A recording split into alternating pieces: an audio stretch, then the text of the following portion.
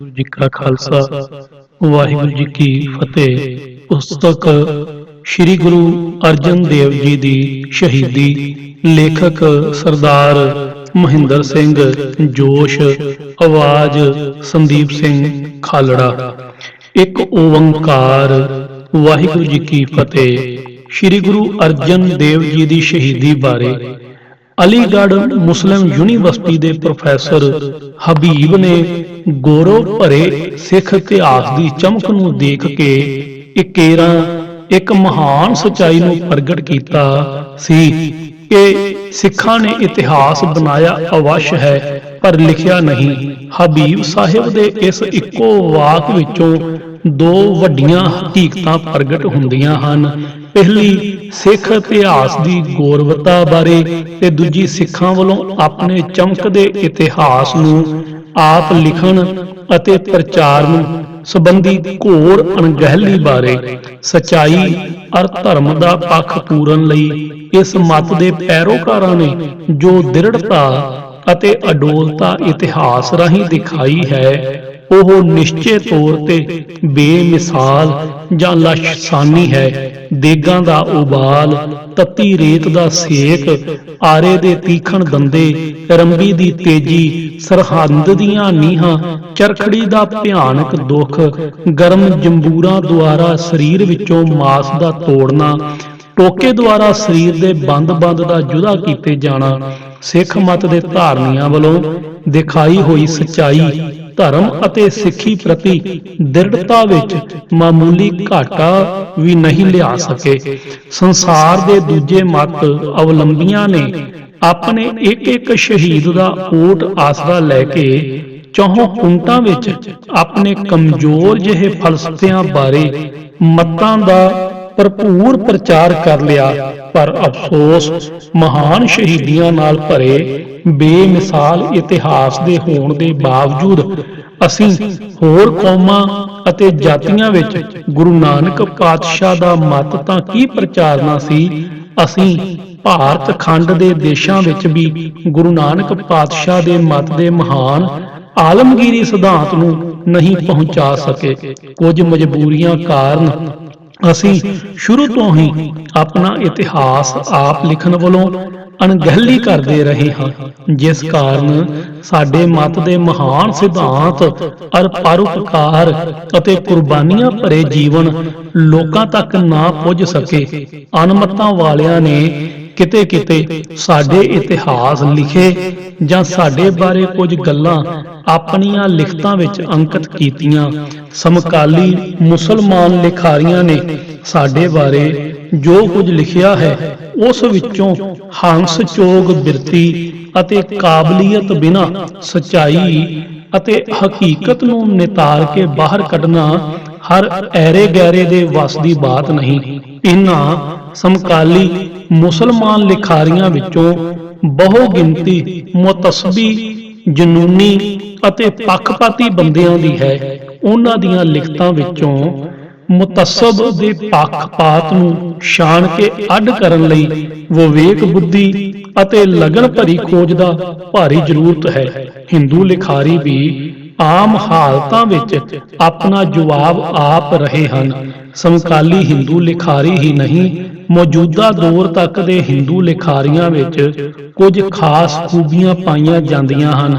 ਪ੍ਰਗਟ ਤੌਰ ਤੇ ਬਹੁਤ ਵਾਰੀ ਇਹ ਪ੍ਰਤੀਤ ਹੁੰਦਾ ਹੈ ਕਿ ਇਹ ਨਾ ਤਾਂ ਮੁਤੱਸਬੀ ਹਨ ਅਤੇ ਨਾ ਹੀ ਸਿੱਖੀ ਦੇ ਵਿਰੋਧੀ। ਕਈ ਵਾਰੀ ਸਿੱਖੀ ਦੀ ਭਰਪੂਰ ਸ਼ਲਾਘਾ ਵੀ ਕਰਦੇ ਪ੍ਰਤੀਤ ਹੁੰਦੇ ਹਨ।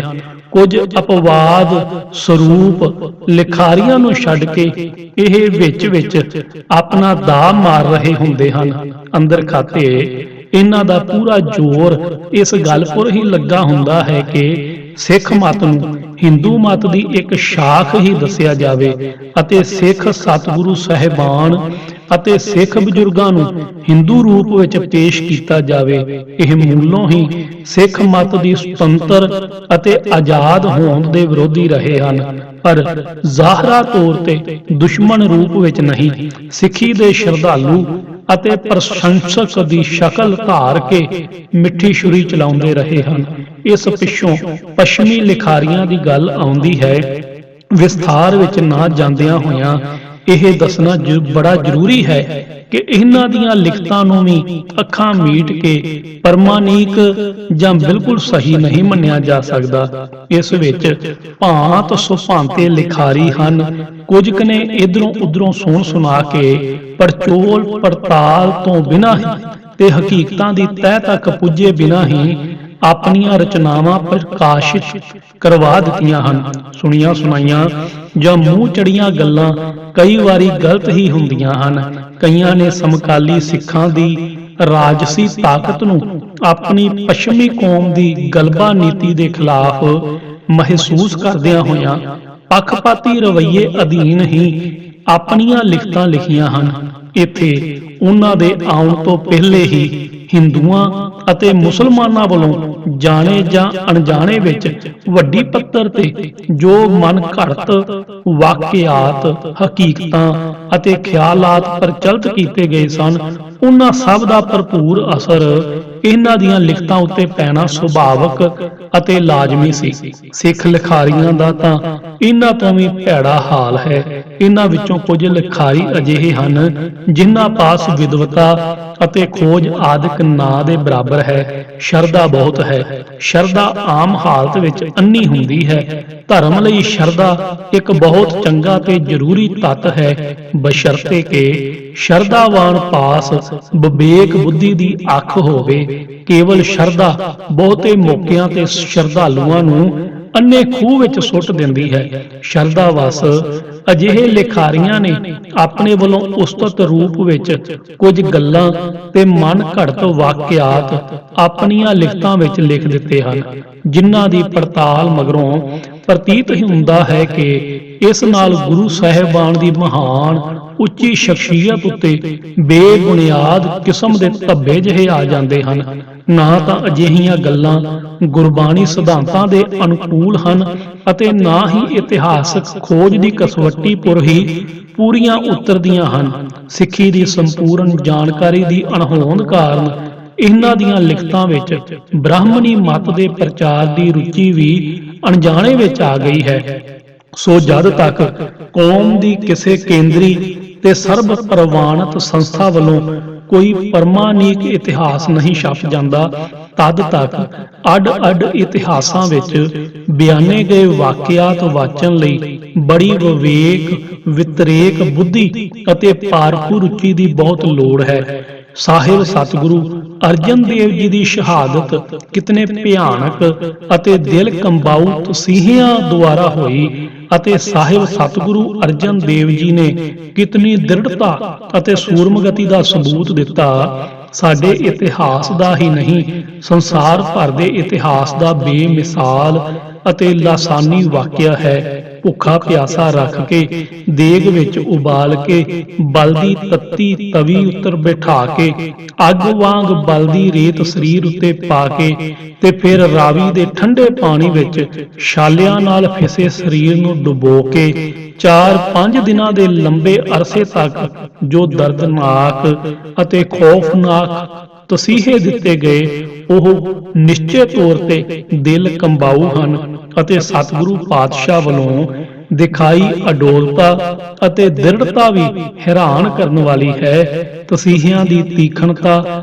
ਅਤੇ ਸਤਿਗੁਰਾਂ ਦੀ ਉੱਚ ਪਾਈ ਦੀ ਦ੍ਰਿੜਤਾ ਅਤੇ ਅਡੋਲਤਾ ਉੱਤੇ ਤਾਂ ਸਭ ਇਤਿਹਾਸਕਾਰ ਇੱਕੋ ਰਾਏ ਰੱਖਦੇ ਹਨ, ਪਰ ਪੂਰੀ ਖੋਜ ਦੀ ਘਾਟ ਕਰਕੇ ਸ਼ਹਾਦਤ ਦੇ ਕਾਰਨ ਜਾਂ ਕਾਰਨਾਂ ਬਾਰੇ ਅਤੇ ਬੀਤੇ ਹਾਲਾਤ ਦੇ ਵੇਰਵਿਆਂ ਬਾਰੇ ਅੱਡ-ਅੱਡ ਲਿਖਾਰੀਆਂ ਨੇ ਬੜੇ ਅੱਡਰੇ ਕਿਸਮ ਦੇ ਖਿਆਲਾਤ ਪੇਸ਼ ਕੀਤੇ ਹਨ। ਕਿਤੇ ਤਾਂ ਜਾਣਕਾਰੀ ਦੀ ਘਾਟ ਹੈ, ਕਿਤੇ ਲਿਖਾਰੀ ਦੀ ਫਿਰਕੂ ਰੁਚੀ ਅਤੇ ਮੁਤੱਸਬ ਕੰਮ ਕਰ ਰਿਹਾ ਹੈ, ਕਿਤੇ ਜਾਣ ਬੁੱਝ ਕੇ ਵਾਕਿਆਤ ਨੂੰ ਤੋੜਿਆ ਮਰੋੜਿਆ ਗਿਆ ਹੈ ਤੇ ਕਿਤੇ ਮੱਖੀ ਉੱਤੇ ਮੱਖੀ ਮਾਰੀ ਗਈ ਹੈ। ਕੁਝ ਘਟਨਾਵਾਂ ਮਨ ਘੜਤ ਹਨ ਤੇ ਕੁਝ ਐਸੀਆਂ ਹਨ ਜੋ ਵਾਪਰੀਆਂ ਤਾਂ ਅਵੱਸ਼ ਹਨ, ਪਰ ਇਹਨਾਂ ਦਾ ਸ਼ਹਾਦਤ ਦੇ ਨਾਲ ਸੰਬੰਧ ਉਸ ਕਿਸਮ ਦਾ ਨਹੀਂ ਜੈਸਾ ਦੱਸਿਆ ਗਿਆ ਹੈ। ਅੱਡ-ਅੱਡ ਲਿਖਾਰੀਆਂ ਨੇ ਕਿੱਥੇ-ਕਿੱਥੇ ਤੇ ਕਿਉਂ ਉਕਾਈ ਖਾਧੀ ਹੈ, ਜੋ ਇਸ ਵਿਸ਼ੇ ਤੇ ਪੂਰੀ ਘੋਖ ਕੀਤੀ ਜਾਏ ਤਾਂ ਲੇਖ ਬਹੁਤ ਲੰਬਾ ਹੋ ਜਾਂਦਾ ਹੈ।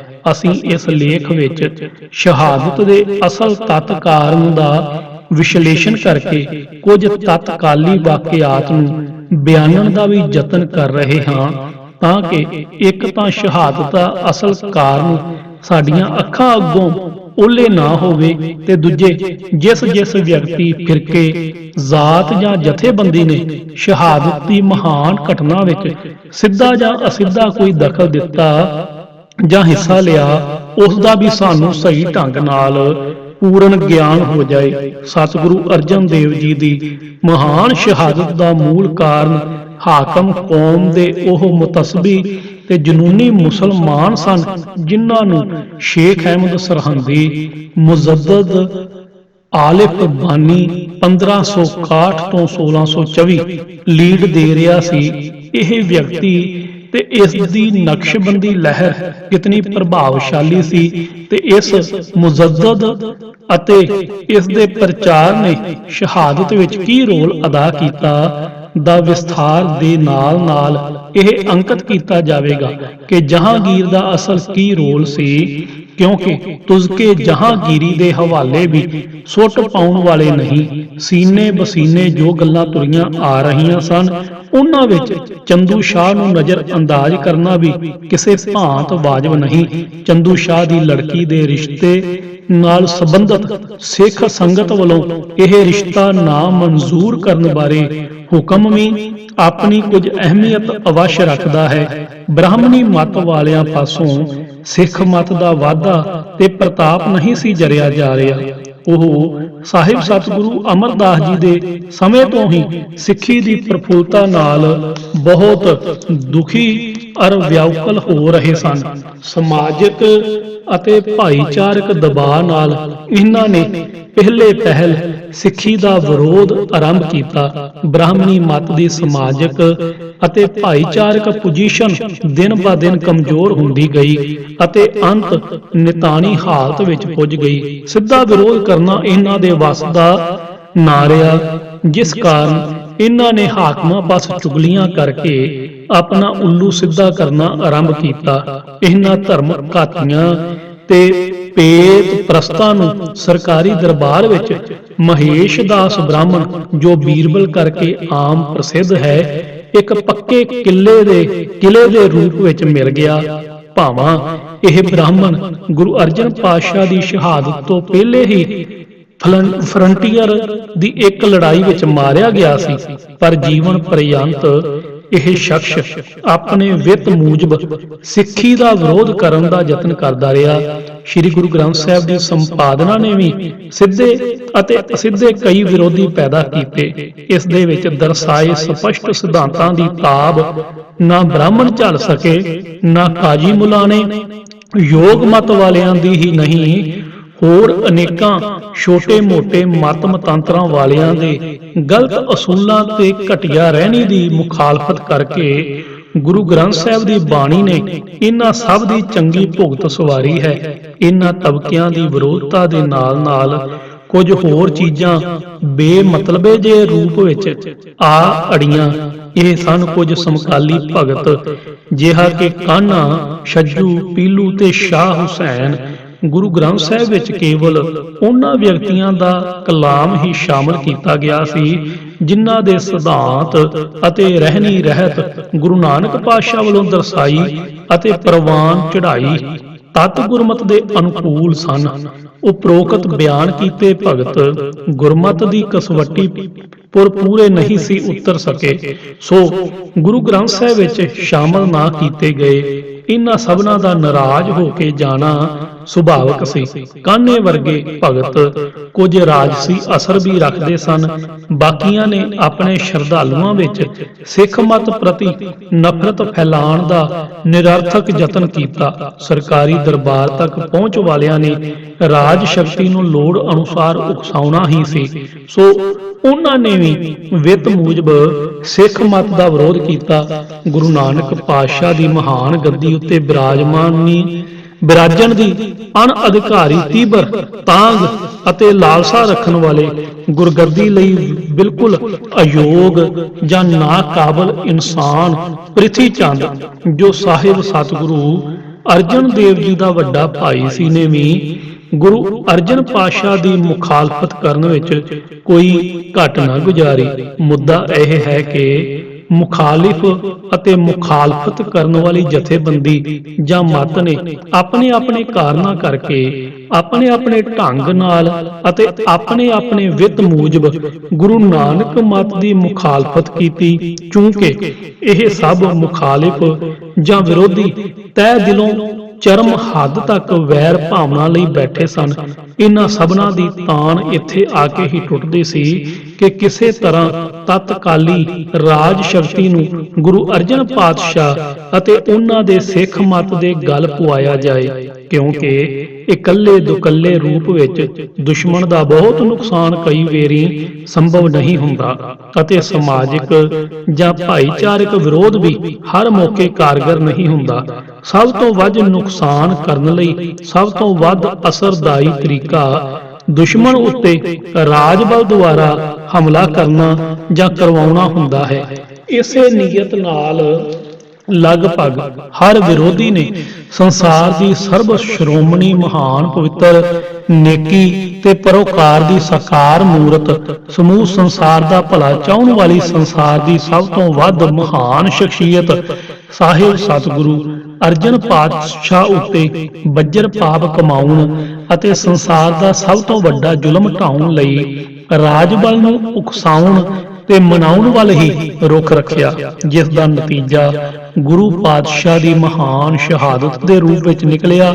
ਸਾਹਿਬ ਸਤਿਗੁਰੂ ਨਾਨਕ ਦੇਵ ਜੀ ਨੇ ਆਪਣੇ ਸੁਚੱਜੇ ਅਤੇ ਨਰੋਏ ਮਤ ਨੂੰ ਆਪਣੀ ਮਹਾਨ ਸ਼ਖਸੀਅਤ ਨਾਲ ਭਾਰਤ ਖੰਡ ਦੇ ਦੇਸ਼ਾਂ ਵਿੱਚ ਹੀ ਨਹੀਂ, ਭਾਰਤ ਖੰਡ ਤੋਂ ਬਾਹਰ ਦੇ ਏਸ਼ੀਆ ਦੇ ਕਈ ਦੇਸ਼ਾਂ, ਯੂਰਪ ਅਤੇ ਅਫਰੀਕਾ ਦੇ ਕਈ ਭਾਗਾਂ ਵਿੱਚ ਬੜੇ ਪ੍ਰਭਾਵਸ਼ਾਲੀ ਢੰਗ ਨਾਲ ਪ੍ਰਚਾਰਿਆ। ਗੈਰ ਸਿੱਖ ਲਿਖਾਰੀਆਂ ਦੀ ਕਲਮ ਨਾਲ ਇਹੋ ਜਿਹੇ ਤੱਥ ਲਿਖੇ ਮਿਲਦੇ ਹਨ ਕਿ ਗੁਰੂ ਨਾਨਕ ਪਾਤਸ਼ਾਹ ਨੇ 3 ਕਰੋੜ ਦੇ ਲਗਭਗ ਲੋਕਾਂ ਨੂੰ ਆਪ ਗੁਰਦੀਖਿਆ ਦਿੱਤੀ, ਜਿਨ੍ਹਾਂ ਵਿੱਚ ਜ਼ਮਾਨੇ ਦੇ ਬੜੇ ਵੱਡੇ ਧਾਰਮਿਕ ਆਗੂ, ਵਿਦਵਾਨ ਅਤੇ ਰਾਜੇ ਮਹਾਰਾਜੇ ਵੀ ਸਨ। ਅਨੇਕਾਂ ਥਾਵਾਂ ਤੇ ਪ੍ਰਚਾਰ ਲਈ ਸੈਂਟਰ ਕਾਇਮ ਕੀਤੇ, ਜਿਨ੍ਹਾਂ ਨੂੰ ਸੰਗਤ ਕਿਹਾ ਜਾਂਦਾ ਸੀ। ਗੁਰੂ ਅੰਗਦ ਦੇਵ ਜੀ ਅਤੇ ਗੁਰੂ ਅਮਰਦਾਸ ਜੀ ਨੇ ਪ੍ਰਚਾਰ ਦੇ ਕੰਮ ਨੂੰ ਬਹੁਤ ਸੁਚੱਜੇ ਢੰਗ ਨਾਲ ਸੰਗਠਨ ਕੀਤਾ ਅਤੇ ਇਸ ਤਰ੍ਹਾਂ ਸਿੱਖੀ ਦਾ ਪ੍ਰਚਾਰ ਦਾ ਘੇਰਾ ਵਧਣ ਦੇ ਨਾਲ ਪ੍ਰਚਾਰ ਦਾ ਕੰਮ ਪੱਕੇ ਪੈਰਾਂ ਤੇ ਪ੍ਰਫੁੱਲਤ ਹੋਇਆ। ਗੁਰੂ ਅਮਰਦਾਸ ਜੀ ਦੇ ਵੇਲੇ ਸਿੱਖੀ ਦਾ ਦਾਇਰਾ ਇਤਨਾ ਵਿਸ਼ਾਲ ਹੋ ਚੁੱਕਾ ਸੀ ਕਿ ਗੁਰੂ ਪਾਤਸ਼ਾਹ ਨੇ ਅੱਡ-ਅੱਡ ਇਲਾਕਿਆਂ ਦੀ ਵੰਡ ਕਰਕੇ ਕਰਨੀ ਵਾਲੇ ਤੇ ਸਿੱਖੀ ਰਹਿਤ ਵਿੱਚ ਪ੍ਰਪੱਕ 22 ਗੁਰਮੁਖਾਂ ਨੂੰ ਪ੍ਰਚਾਰ ਦਾ ਕੰਮ ਆਪਣੇ ਆਪਣੇ ਇਲਾਕੇ ਵਿੱਚ ਸੰਗਠਿਤ ਕਰਨ ਦਾ ਹੁਕਮ ਦਿੱਤਾ। ਬੜੀ ਤੇਜ਼ੀ ਨਾਲ ਅੱਡ-ਅੱਡ ਜਾਤਾਂ, ਬਰਾਦਰੀਆਂ ਅਤੇ ਮਜ਼ਹਬਾਂ ਵਿੱਚੋਂ ਲੋਕਾਂ ਨੇ ਲੱਖਾਂ ਦੀ ਗਿਣਤੀ ਵਿੱਚ ਸਿੱਖ ਮਤ ਧਾਰਨ ਕੀਤਾ। ਬਹੁਤ ਸਾਰੇ ਮੁਸਲਮਾਨ ਜੋ ਸਮੇਂ ਦੀ ਹਾਕਮ ਕੌਮ ਨਾਲ ਸੰਬੰਧਿਤ ਸਨ ਵੀ ਸਿੱਖ ਮਤ ਦੇ ਧਾਰਨੀ ਬਣਨੇ ਸ਼ੁਰੂ ਹੋ ਗਏ। ਅੱਲਾ ਯਾਰ ਖਾਨ 22 ਮੰਜੀਦਾਰਾਂ ਵਿੱਚੋਂ ਇੱਕ ਸੀ, ਜਿਸ ਨੂੰ ਸਿੱਖੀ ਦੇ ਪ੍ਰਚਾਰ ਲਈ ਕਾਫੀ ਇਲਾਕਾ ਸਤਿਗੁਰਾਂ ਨੇ ਸੌਂਪ ਰੱਖਿਆ ਸੀ। ਸਿੱਖ ਮਤ ਦੇ ਪ੍ਰਚਾਰ ਦੇ ਇਤਿਹਾਸ ਜਾਣਨ ਵਾਲੇ ਵਿਦਿਆਰਥੀ ਲਈ ਇਹ ਗੱਲ ਬੜੀ ਅਹਿਮ ਹੈ ਕਿ ਬਾਬਾ ਅੱਲਾ ਯਾਰ ਖਾਨ ਵਰਗੇ ਅਨੇਕਾਂ ਬੰਦੇ ਸਿਰਫ ਮੁਸਲਮਾਨੋਂ ਸਿੱਖ ਹੀ ਨਹੀਂ ਸਨ ਸੱਜੇ, ਸਗੋਂ ਬੜੇ ਉਤਸ਼ਾਹ ਨਾਲ ਸਿੱਖੀ ਦਾ ਹੋਰ ਲੋਕਾਂ ਵਿੱਚ ਪ੍ਰਚਾਰ ਕਰਨਾ ਆਪਣਾ ਧਨ ਭਾਗ ਸਮਝ ਰਹੇ ਸਨ। ਹਿੰਦੂਆਂ ਵਿੱਚੋਂ ਉੱਚ ਜ਼ਾਤੀਏ ਜ਼ਾਤ ਅਭਿਮਾਨੀਆਂ ਨੂੰ ਛੱਡ ਕੇ ਆਮ ਬੰਦੇ ਦਾ ਝੁਕਾਅ ਸਿੱਖੀ ਵੱਲ ਹੁੰਦਾ ਜਾ ਰਿਹਾ ਸੀ। ਸਤਿਗੁਰੂ ਰਾਮਦਾਸ ਜੀ ਦੇ ਸਮੇਂ ਚੱਕ ਰਾਮਦਾਸ, ਜੋ ਮਗਰੋਂ ਸ਼ਹਿਰ ਅੰਮ੍ਰਿਤਸਰ ਦਾ ਰੂਪ ਧਾਰਨ ਕਰ ਗਿਆ, ਸਿੱਖ ਮਤ ਦੇ ਪ੍ਰਚਾਰ ਦਾ ਮਹਾਨ ਕੇਂਦਰ ਬਣਨ ਲੱਗਾ। ਇਸ ਸਮੇਂ ਸਿੱਖੀ ਪ੍ਰਚਾਰ ਇਤਨਾ ਵੱਧ ਚੁੱਕਾ ਸੀ ਕਿ 20-22 ਪ੍ਰਚਾਰਕਾਂ ਪਾਸੋਂ ਇਤਨਾ ਪ੍ਰਚਾਰ ਵਿਸਥਾਰ ਕੰਟਰੋਲ ਨਹੀਂ ਸੀ ਹੋ ਸਕਦਾ, ਜਿਸ ਕਾਰਨ ਦੂਰਦਰਸ਼ੀ ਸਤਿਗੁਰੂ ਰਾਮਦਾਸ ਜੀ ਨੇ ਗੁਰਗੱਦੀ ਵੱਲੋਂ ਪ੍ਰਵਾਨਿਤ ਅਨੇਕਾਂ ਸੇਵਾਦਾਰਾਂ ਦੂਰ ਨੇੜੇ ਦੇ ਸਭ ਇਲਾਕਿਆਂ ਵਿੱਚ ਗੁਰਮਤਿ ਪ੍ਰਚਾਰ ਲਈ ਨਿਯਤ ਕੀਤੇ, ਜੋ ਬੜੇ ਉੱਚੇ ਸੁੱਚੇ ਗੁਰਸਿੱਖੀ ਜੀਵਨ ਦੇ ਧਾਰਨੀ ਵਿਦਵਾਨ ਅਤੇ ਪ੍ਰਚਾਰਕ ਲੱਗਣ ਵਾਲੇ ਸਨ। ਸਿੱਖ ਇਤਿਹਾਸ ਵਿੱਚ ਇਹਨਾਂ ਨੂੰ ਮਸੰਦ ਕਿਹਾ ਗਿਆ ਹੈ। ਪਿਛਲੇਰੇ ਸਮੇਂ ਵਿੱਚ ਮਸੰਦਾਂ ਦੇ ਜੀਵਨ ਵਿੱਚ ਭਾਰੀ ਕਮਜ਼ੋਰੀਆਂ ਆ ਜਾਣ ਕਾਰਨ ਮਸੰਦ ਲਫ਼ਜ਼ ਗੋਲਕ ਚੋਰਾਂ ਲਈ ਵਰਤਣਾ ਆਰੰਭ ਹੋ ਗਿਆ, ਪਰ ਆਪਣੇ ਮੂਲ ਰੂਪ ਵਿੱਚ ਇਹ ਲਫ਼ਜ਼ ਬੜਾ ਆਦਰ ਸੂਚਕ ਸੀ। ਇਸ ਸਮੇਂ ਇਹਨਾਂ ਮਸੰਦਾਂ ਵੱਲੋਂ ਸੰਗਤਾਂ ਵਿੱਚੋਂ ਧਰਮ ਪ੍ਰਚਾਰ ਲਈ ਬੜੀ ਭਾਰੀ ਮਾਤਰਾ ਵਿੱਚ ਦਸਵੰਧ ਦੀ ਰਕਮ ਇਕੱਠੀ ਹੋ ਕੇ ਆਉਂਦੀ ਸੀ, ਜਿਸ ਨਾਲ ਸਿੱਖੀ ਦੇ ਕੇਂਦਰੀ ਪ੍ਰੋਜੈਕਟਾਂ ਦੀ ਪ੍ਰਫੁੱਲਤਾ ਲਈ ਅਤੇ ਧਰਮ ਪ੍ਰਚਾਰ ਲਈ ਬੜੀ ਸਹਾਇਤਾ ਮਿਲਦੀ ਸੀ। ਗੁਰੂ ਅਰਜਨ ਦੇਵ ਜੀ ਦੇ ਵੇਲੇ ਤਾਂ ਸਿੱਖ ਮਤ ਦਾ ਪ੍ਰਚਾਰ ਬਹੁਤ ਤੇਜ਼ੀ ਨਾਲ ਵੱਧ ਚੁੱਕਾ ਸੀ। ਇਸ ਸਮੇਂ ਭਾਈ ਗੁਰਦਾਸ, ਭਾਈ ਮੰਝ ਰਹਿਲੋ, ਭਾਈ ਕਲਿਆਣਾ, ਭਾਈ ਤਿਲਕਾ, ਭਾਈ ਲੰਗਾ, ਭਾਈ ਭੋੜੂ, ਭਾਈ ਵਿਧੀ ਚੰਦ, ਭਾਈ ਜੇਠਾ, ਭਾਈ ਪਿਰਾਣਾ ਆਦਿਕਾਂ ਨੇ ਆਪਣੇ ਆਪਣੇ ਢੰਗ ਨਾਲ ਸਿੱਖੀ ਦਾ ਬੜਾ ਪ੍ਰਚਾਰ ਕੀਤਾ। ਦੁਆਬੇ ਦੇ ਦੋਏ ਸਮੇਂ ਜਲੰਧਰ ਦਾ ਗਵਰਨਰ ਸੈਯਦ ਅਜ਼ੀਮ ਖਾਨ ਸਿੱਖੀ ਦੇ ਉਸੂਲਾਂ ਤੋਂ ਇਤਨਾ ਪ੍ਰਭਾਵਿਤ ਹੋਇਆ ਕਿ ਉਸਨੇ ਨਾ ਕੇਵਲ ਸਿੱਖੀ ਅਸੂਲ ਹੀ ਗ੍ਰਹਿਣ ਕੀਤੇ, ਬਲਕਿ ਸਤਿਗੁਰਾਂ ਨੂੰ ਉਚੇਚੀ ਬੇਨਤੀ ਕਰਕੇ ਆਪਣੇ ਇਲਾਕੇ ਵਿੱਚ ਕਰਤਾਰਪੁਰ ਜਲੰਧਰ ਵਿਖੇ ਸਿੱਖੀ ਦਾ ਮਹਾਨ ਕੇਂਦਰ ਸਥਾਪਿਤ ਕਰਵਾਇਆ। ਵਜ਼ੀਰ ਖਾਨ ਦਰਬਾਰੀ ਤੇ ਮੀਆਂ ਮੀਰ ਵਰਗੇ ਮੁਸਲਮਾਨ ਧਾਰਮਿਕ ਆਗੂ ਵੀ ਗੁਰੂ ਸਾਹਿਬ ਦੇ ਸ਼ਰਧਾਲੂ ਬਣ ਗਏ। ਸਿੱਖੀ ਇਤਨੀ ਤੇਜ਼ੀ ਨਾਲ ਵੱਧ ਰਹੀ ਸੀ ਕਿ ਅਣਮਤਾਂ ਦੇ ਪ੍ਰਚਾਰਕਾਂ ਅਤੇ ਆਗੂਆਂ ਦੀ ਨਜ਼ਰ ਵਿੱਚ ਰੜਕਣ ਲੱਗੀ। ਅਸਲ ਕਾਰਨ ਤਾਂ ਇਹ ਸੀ ਕਿ ਸਿੱਖੀ ਅਸੂਲ ਹੀ ਦਿਲ ਖਿੱਚਵੇਂ, ਸਿੱਧੇ, ਸਰਲ ਅਤੇ ਸਾਂਝੇ ਸਨ ਕਿ ਹਰ ਕੋਈ ਸਿੱਖੀ ਵੱਲ ਥੋੜਾ ਜਿਹਾ ਬਹੁਤਾ ਰੁਝਾਨ ਰੱਖਣ ਉੱਤੇ ਮਜਬੂਰ ਹੋ ਜਾਂਦਾ ਸੀ। ਦੂਜੇ ਸਤਿਗੁਰੂ ਸਾਹਿਬਾਨ ਦਾ ਆਪਣਾ ਜੀਵਨ ਵੀ ਇਤਨਾ ਪ੍ਰਭਾਵਸ਼ਾਲੀ ਸੀ ਕਿ ਲੋਕੀ ਬਦੋ-ਬਦੀ ਸਿੱਖੀ ਵਿੱਚ ਦਾਖਲ ਹੋਣਾ ਲੋਚਦੇ ਸਨ। ਹਿੰਦੂ, ਮੁਸਲਮਾਨ ਤੇ ਯੋਗ ਮਤ ਦੇ ਪ੍ਰਚਾਰਕਾਂ ਦੇ ਜੀਵਨ ਅਤੇ ਸਿਧਾਂਤਾਂ ਵਿੱਚ ਇਤਨੀਆਂ ਕਮਜ਼ੋਰੀਆਂ ਸਨ ਕਿ ਬਿਨਾਂ ਬਹੁਤੇ ਗਹਿਰੇ ਯਤਨ ਕੀਤਿਆਂ ਲੋਕੀ ਧੜਾ ਧੜ ਇਹਨਾਂ ਦੇ ਚੁੰਗਲਾਂ ਵਿੱਚੋਂ ਨਿਕਲ ਕੇ ਸਿੱਖੀ ਵਿੱਚ ਸ਼ਾਮਲ ਹੋ ਰਹੇ ਸਨ। ਇਸ ਸਭ ਕਾਸੇ ਦਾ ਵੱਡਾ ਨਤੀਜਾ ਇਹ ਨਿਕਲਿਆ ਕਿ ਹਿੰਦੂਆਂ ਵਿੱਚੋਂ ਉੱਚ ਜਾਤੀਏ ਤੇ ਖਾਸ ਕਰਕੇ ਬ੍ਰਾਹਮਣ, ਜੋ ਸਾਰੀ ਹਿੰਦੂ ਕੌਮ ਨੂੰ ਲੁੱਟ ਕੇ ਖਾ ਰਹੇ ਸਨ, ਸਿੱਖੀ ਲਹਿਰ ਦੇ ਸਖਤ ਵਿਰੋਧੀ ਬਣਨੇ ਸ਼ੁਰੂ ਹੋ ਗਏ ਤੇ ਦੂਜੇ ਪਾਸੇ ਕੱਟੜ ਮੁਸਲਮਾਨ ਇਸ ਕਰਕੇ ਚਿੰਤਾਤੁਰ ਹੋ ਗਏ ਕਿ ਇੱਕ ਤਾਂ ਉਹਨਾਂ ਦੇ ਸਾਰੇ ਹਿੰਦੁਸਤਾਨ ਨੂੰ ਇਸਲਾਮੀ ਝੰਡੇ ਹੇਠ ਲਿਆਉਣ ਦੇ ਨਿਸ਼ਾਨੇ ਨੂੰ ਪੂਰਾ ਕਰਨ ਵਿੱਚ ਭਾਰੀ ਵਿਘਨ ਪੈ ਗਿਆ ਤੇ ਦੂਜਾ ਮੁਸਲਮਾਨਾਂ ਵਿੱਚੋਂ ਉਲਟੇ ਧਰਮ ਪਰਿਵਰਤਨ ਕਰਕੇ ਲੋਕੀ ਸਿੱਖ ਸੱਜਣੇ ਸ਼ੁਰੂ ਹੋ ਗਏ। ਇਸਲਾਮ ਦੇ ਭਾਈਚਾਰਕ ਅਤੇ ਧਾਰਮਿਕ ਅਸੂਲ ਕੁਝ ਇਸ ਕਿਸਮ ਦੇ ਹੀ ਰਹੇ ਹਨ ਕਿ ਉਹ ਸ਼ੁਰੂ ਤੋਂ ਹੀ ਹਰ ਥਾਂ ਮੁਸਲਮਾਨੀ ਰਾਜ ਸ਼ਕਤੀ ਵਾਲੇ ਸਮਾਜ ਦੀ ਸਥਾਪਨਾ ਕਰਨਾ ਆਪਣੇ ਮਤ ਦੇ ਅਨੁਕੂਲ ਮੰਨਦੇ ਰਹੇ ਹਨ।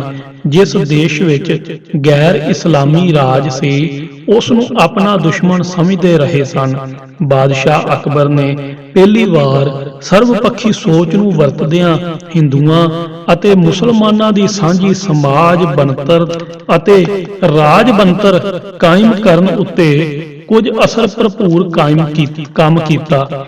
ਉਸ ਸਦੀ ਦੀ ਇਸਲਾਮੀ ਤਰੱਕੀ ਸੰਸਾਰ ਪੱਧਰ ਉੱਤੇ ਕੁਝ ਅਜਿਹੀ ਸ਼ਕਲ ਅਖਤਿਆਰ ਕਰ ਰਹੀ ਸੀ ਕਿ ਅਕਬਰ ਦੇ ਮਨ ਵਿੱਚ ਇਹ ਸੁਭਾਵਿਕ ਖਿਆਲ ਉੱਠਿਆ ਕਿ ਇਸਲਾਮੀ ਰਾਜਨੀਤੀ ਦਾ ਸੈਂਟਰ ਵੀ ਹੁਣ ਹਿੰਦੁਸਤਾਨ ਜਾਂ ਅਕਬਰ ਹੀ ਮਿਥਿਆ ਜਾਣਾ ਚਾਹੀਦਾ ਹੈ। ਇਹ ਸੋਚ ਕੇ ਅਕਬਰ ਨੇ ਆਪਣੇ ਨਾਮ ਦਾ ਖੁਤਬਾ ਪੜ੍ਹਿਆ, ਜਿਸ ਨੂੰ ਪੜ੍ਹਨ ਦਾ ਹੱਕ ਕੇਵਲ ਖਲੀਫਤ ਇਸਲਾਮ ਦਾ ਹੀ ਮੰਨਿਆ ਜਾਂਦਾ ਸੀ। ਇਸ ਖੁਤਬੇ ਵਿੱਚ ਕੁਝ ਅਜਿਹੇ ਤੱਤ ਆ ਸ਼ਾਮਲ ਹੋਏ ਕਿ ਜਿਨ੍ਹਾਂ ਨਾਲ ਕੱਟੜ ਮੁਸਲਮਾਨ ਭੜਕ ਉੱਠੇ। ਖੁਤਬੇ ਦਾ ਇਹ ਤੱਤ ਸੀ ਕਿ ਅਕਬਰ ਨੇ ਰੱਬ ਦੀ ਇਹ ਉਸਤਤ ਕੀਤੀ ਕਿ ਰੱਬ ਨੇ ਉਸ ਨੂੰ ਰਾਜ ਭਾਗ ਬਖਸ਼ਿਸ਼ ਕੀਤਾ ਹੈ ਤੇ ਉਸ ਨੂੰ ਅਕਲ ਅਤੇ ਤਾਕਤ ਦੀ ਦਾਤ ਦਿੱਤੀ ਹੈ। ਰੱਬ ਨੇ ਇਨਸਾਫ ਦੇ ਰਸਤੇ ਉੱਤੇ ਤੁਰਨ ਦੀ ਪ੍ਰੇਰਣਾ ਕੀਤੀ ਹੈ ਅਤੇ ਉਸ ਦੀ ਕਿਰਪਾ ਸਦਕਾ ਅਕਬਰ ਦੇ ਮਨ ਵਿੱਚੋਂ ਇਨਸਾਫ ਦੇ ਵਿਰੁੱਧ ਗੱਲਾਂ ਅਥਵਾ ਬੇਇਨਸਾਫੀ ਦੀਆਂ ਗੱਲਾਂ ਦੂਰ ਹੋ ਗਈਆਂ ਹਨ। ਕੱਟੜ ਅਤੇ ਤੰਗ-ਦਿਲ ਮੁਸਲਮਾਨਾਂ ਦਾ ਅਕਬਰ ਦੇ ਇਹਨਾਂ ਵਿਚਾਰਾਂ ਉੱਤੇ ਭੜਕ ਉੱਠਣਾ ਸੁਭਾਵਕ ਹੀ ਸੀ। ਮੁਸਲਮਾਨਾਂ ਦੀ ਤਾਂ ਸਰਬ ਸਿੱਧ ਪ੍ਰਵਾਨਤ ਰਾਏ ਵੀ ਇਹੋ ਸੀ ਕਿ ਹਰ ਥਾਂ ਇੱਕ ਛਤਰ ਇਸਲਾਮੀ ਰਾਜ ਕਾਇਮ ਕੀਤਾ ਜਾਵੇ ਤੇ ਕਿਸੇ ਗੈਰ ਮੁਸਲਿਮ ਨੂੰ ਵਧਣ ਫੁੱਲਣ ਨਾ ਦਿੱਤਾ ਜਾਵੇ। ਅਕਬਰ ਦੀ ਨੀਤੀ ਵਿੱਚ ਇਨਸਾਫ ਅਤੇ ਨਿਰਪੱਖਤਾ ਹੀ ਅਜਿਹੇ ਤੱਤ ਸਨ ਜਿਨ੍ਹਾਂ ਨੇ ਕੱਟੜ ਮੁਸਲਮਾਨਾਂ ਨੂੰ ਉਸ ਦੇ ਵਿਰੁੱਧ ਕਰ ਦਿੱਤਾ ਸੀ। ਹਜ਼ਰਤ ਮੁਹੰਮਦ ਸਾਹਿਬ ਵੱਲੋਂ ਚਲਾਏ ਇਸਲਾਮ ਮਤ ਦੇ ਅੰਦਰ ਕੱਟੜਤਾ ਤਾਂ ਸ਼ੁਰੂ ਤੋਂ ਹੀ ਸੀ, ਪਰ ਕੁਰਾਨ ਸ਼ਰੀਫ ਦੀ ਪ੍ਰਿਸ਼ਟ ਭੂਮੀ ਅਤੇ ਵਾਤਾਵਰਣ ਵਿੱਚੋਂ ਸੂਫੀ ਮਤ ਵੀ ਵਿਕਸਿਤ ਹੋ ਗਿਆ ਸੀ। 10ਵੀਂ ਸਦੀ ਦੇ ਸ਼ੁਰੂ ਵਿੱਚ ਸੂਫੀ ਮਤ ਦੀਆਂ ਖੁੱਲ੍ਹੇ ਆਮ ਗੱਲਾਂ ਕਰਨ ਵਾਲੇ ਮਨਸੂਰ ਨੂੰ ਇਸਲਾਮ ਦੀ ਕੱਟੜਤਾ ਨਾਲ ਟੱਕਰ ਲੈਣੀ ਪਈ ਸੀ, ਜਿਸ ਦੇ ਨਤੀਜੇ ਦੇ ਤੌਰ ਤੇ ਉਸ ਨੂੰ ਸੂਲੀ ਉੱਤੇ ਚੜ੍ਹਨਾ ਪਿਆ। ਇਸ ਟੱਕਰ ਉਪਰੰਤ ਸੂਫੀਆਂ ਨੇ ਆਪਣੇ ਸਿਧਾਂਤਾਂ ਦੇ ਪ੍ਰਚਾਰ ਲਈ ਆਪਣੀ ਪਾਲਿਸੀ ਬਹੁਤ ਹੱਦ ਤੱਕ ਬਦਲ ਲਈ। ਬੜਾ ਵੱਡਾ ਅਤੇ ਮੁੱਢਲਾ ਸਿਧਾਂਤਕ ਫਰਕ ਹੋਣ ਦੇ ਬਾਵਜੂਦ ਸੂਫੀਆਂ ਨੂੰ ਇਸਲਾਮ ਦੇ ਦਾਇਰੇ ਅੰਦਰ ਹੀ ਮੰਨਣਾ ਪੈਂਦਾ ਹੈ ਅਤੇ ਉਹਨਾਂ ਨੂੰ ਕਿਸੇ ਬਿਦ ਇਸਲਾਮ ਵਿੱਚੋਂ ਕੱਢਣਾ ਵਾਜਬ ਨਹੀਂ ਭਾਸਦਾ।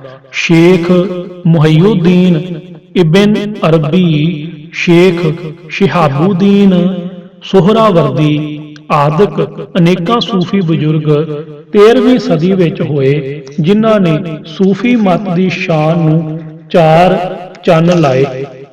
ਅਕਬਰ ਦੇ ਮਸ਼ਹੂਰ ਦਰਬਾਰੀ ਅਬੁਲ ਫਜ਼ਲ 1501-1602 ਨੇ ਆਪਣੀ ਆਇਨੇ ਅਕਬਰੀ ਵਿੱਚ ਇਹ ਜ਼ਿਕਰ ਕੀਤਾ ਹੈ ਕਿ ਉਸ ਦੇ ਸਮੇਂ ਹਿੰਦੁਸਤਾਨ ਵਿੱਚ ਸੂਫੀਆਂ ਦੇ 14 ਡੇਰੇ ਅਥਵਾ ਅਖਾੜੇ, ਜਿਨ੍ਹਾਂ ਨੂੰ ਸਿਲਸਿਲਾ ਕਿਹਾ ਜਾਂਦਾ ਹੈ, ਮੌਜੂਦ ਸਨ। ਆਮ ਤੌਰ ਤੇ ਖਿਆਲ ਕੀਤਾ ਜਾਂਦਾ ਹੈ ਕਿ ਇਹਨਾਂ ਅਖਾੜਿਆਂ ਵਿੱਚ ਅਸੂਲੀ ਮਤ ਭੇਦ ਨਹੀਂ ਸਨ ਅਤੇ ਸਿਰਫ ਸਾਧਨ ਅੰਤਰ ਹੀ ਇਹਨਾਂ ਨੂੰ ਇੱਕ ਦੂਜੇ ਨਾਲੋਂ ਵਖਿਆਉਂਦੇ ਸਨ। ਸ਼ੇਖ ਫਰੀਦ ਜੀ, ਜਿਨ੍ਹਾਂ ਦਾ ਪਵਿੱਤਰ ਕਲਾਮ ਗੁਰੂ ਗ੍ਰੰਥ ਸਾਹਿਬ ਜੀ ਵਿੱਚ ਮੌਜੂਦ ਹੈ, ਸੂਫੀਆਂ ਦੇ ਚਿਸ਼ਤੀ ਸਿਲਸਿਲੇ ਨਾਲ ਸੰਬੰਧਿਤ ਸਨ। ਹਿੰਦੁਸਤਾਨ ਵਿੱਚ ਸੁਹਰਾਵਰਦੀ ਸਿਲਸਿਲਾ ਅਤੇ ਚਿਸ਼ਤੀ ਸਿਲਸਿਲਾ ਦੇ ਅਨੇਕਾਂ ਥਾਵਾਂ ਤੇ ਪ੍ਰਸਿੱਧ ਡੇਰੇ ਸਨ।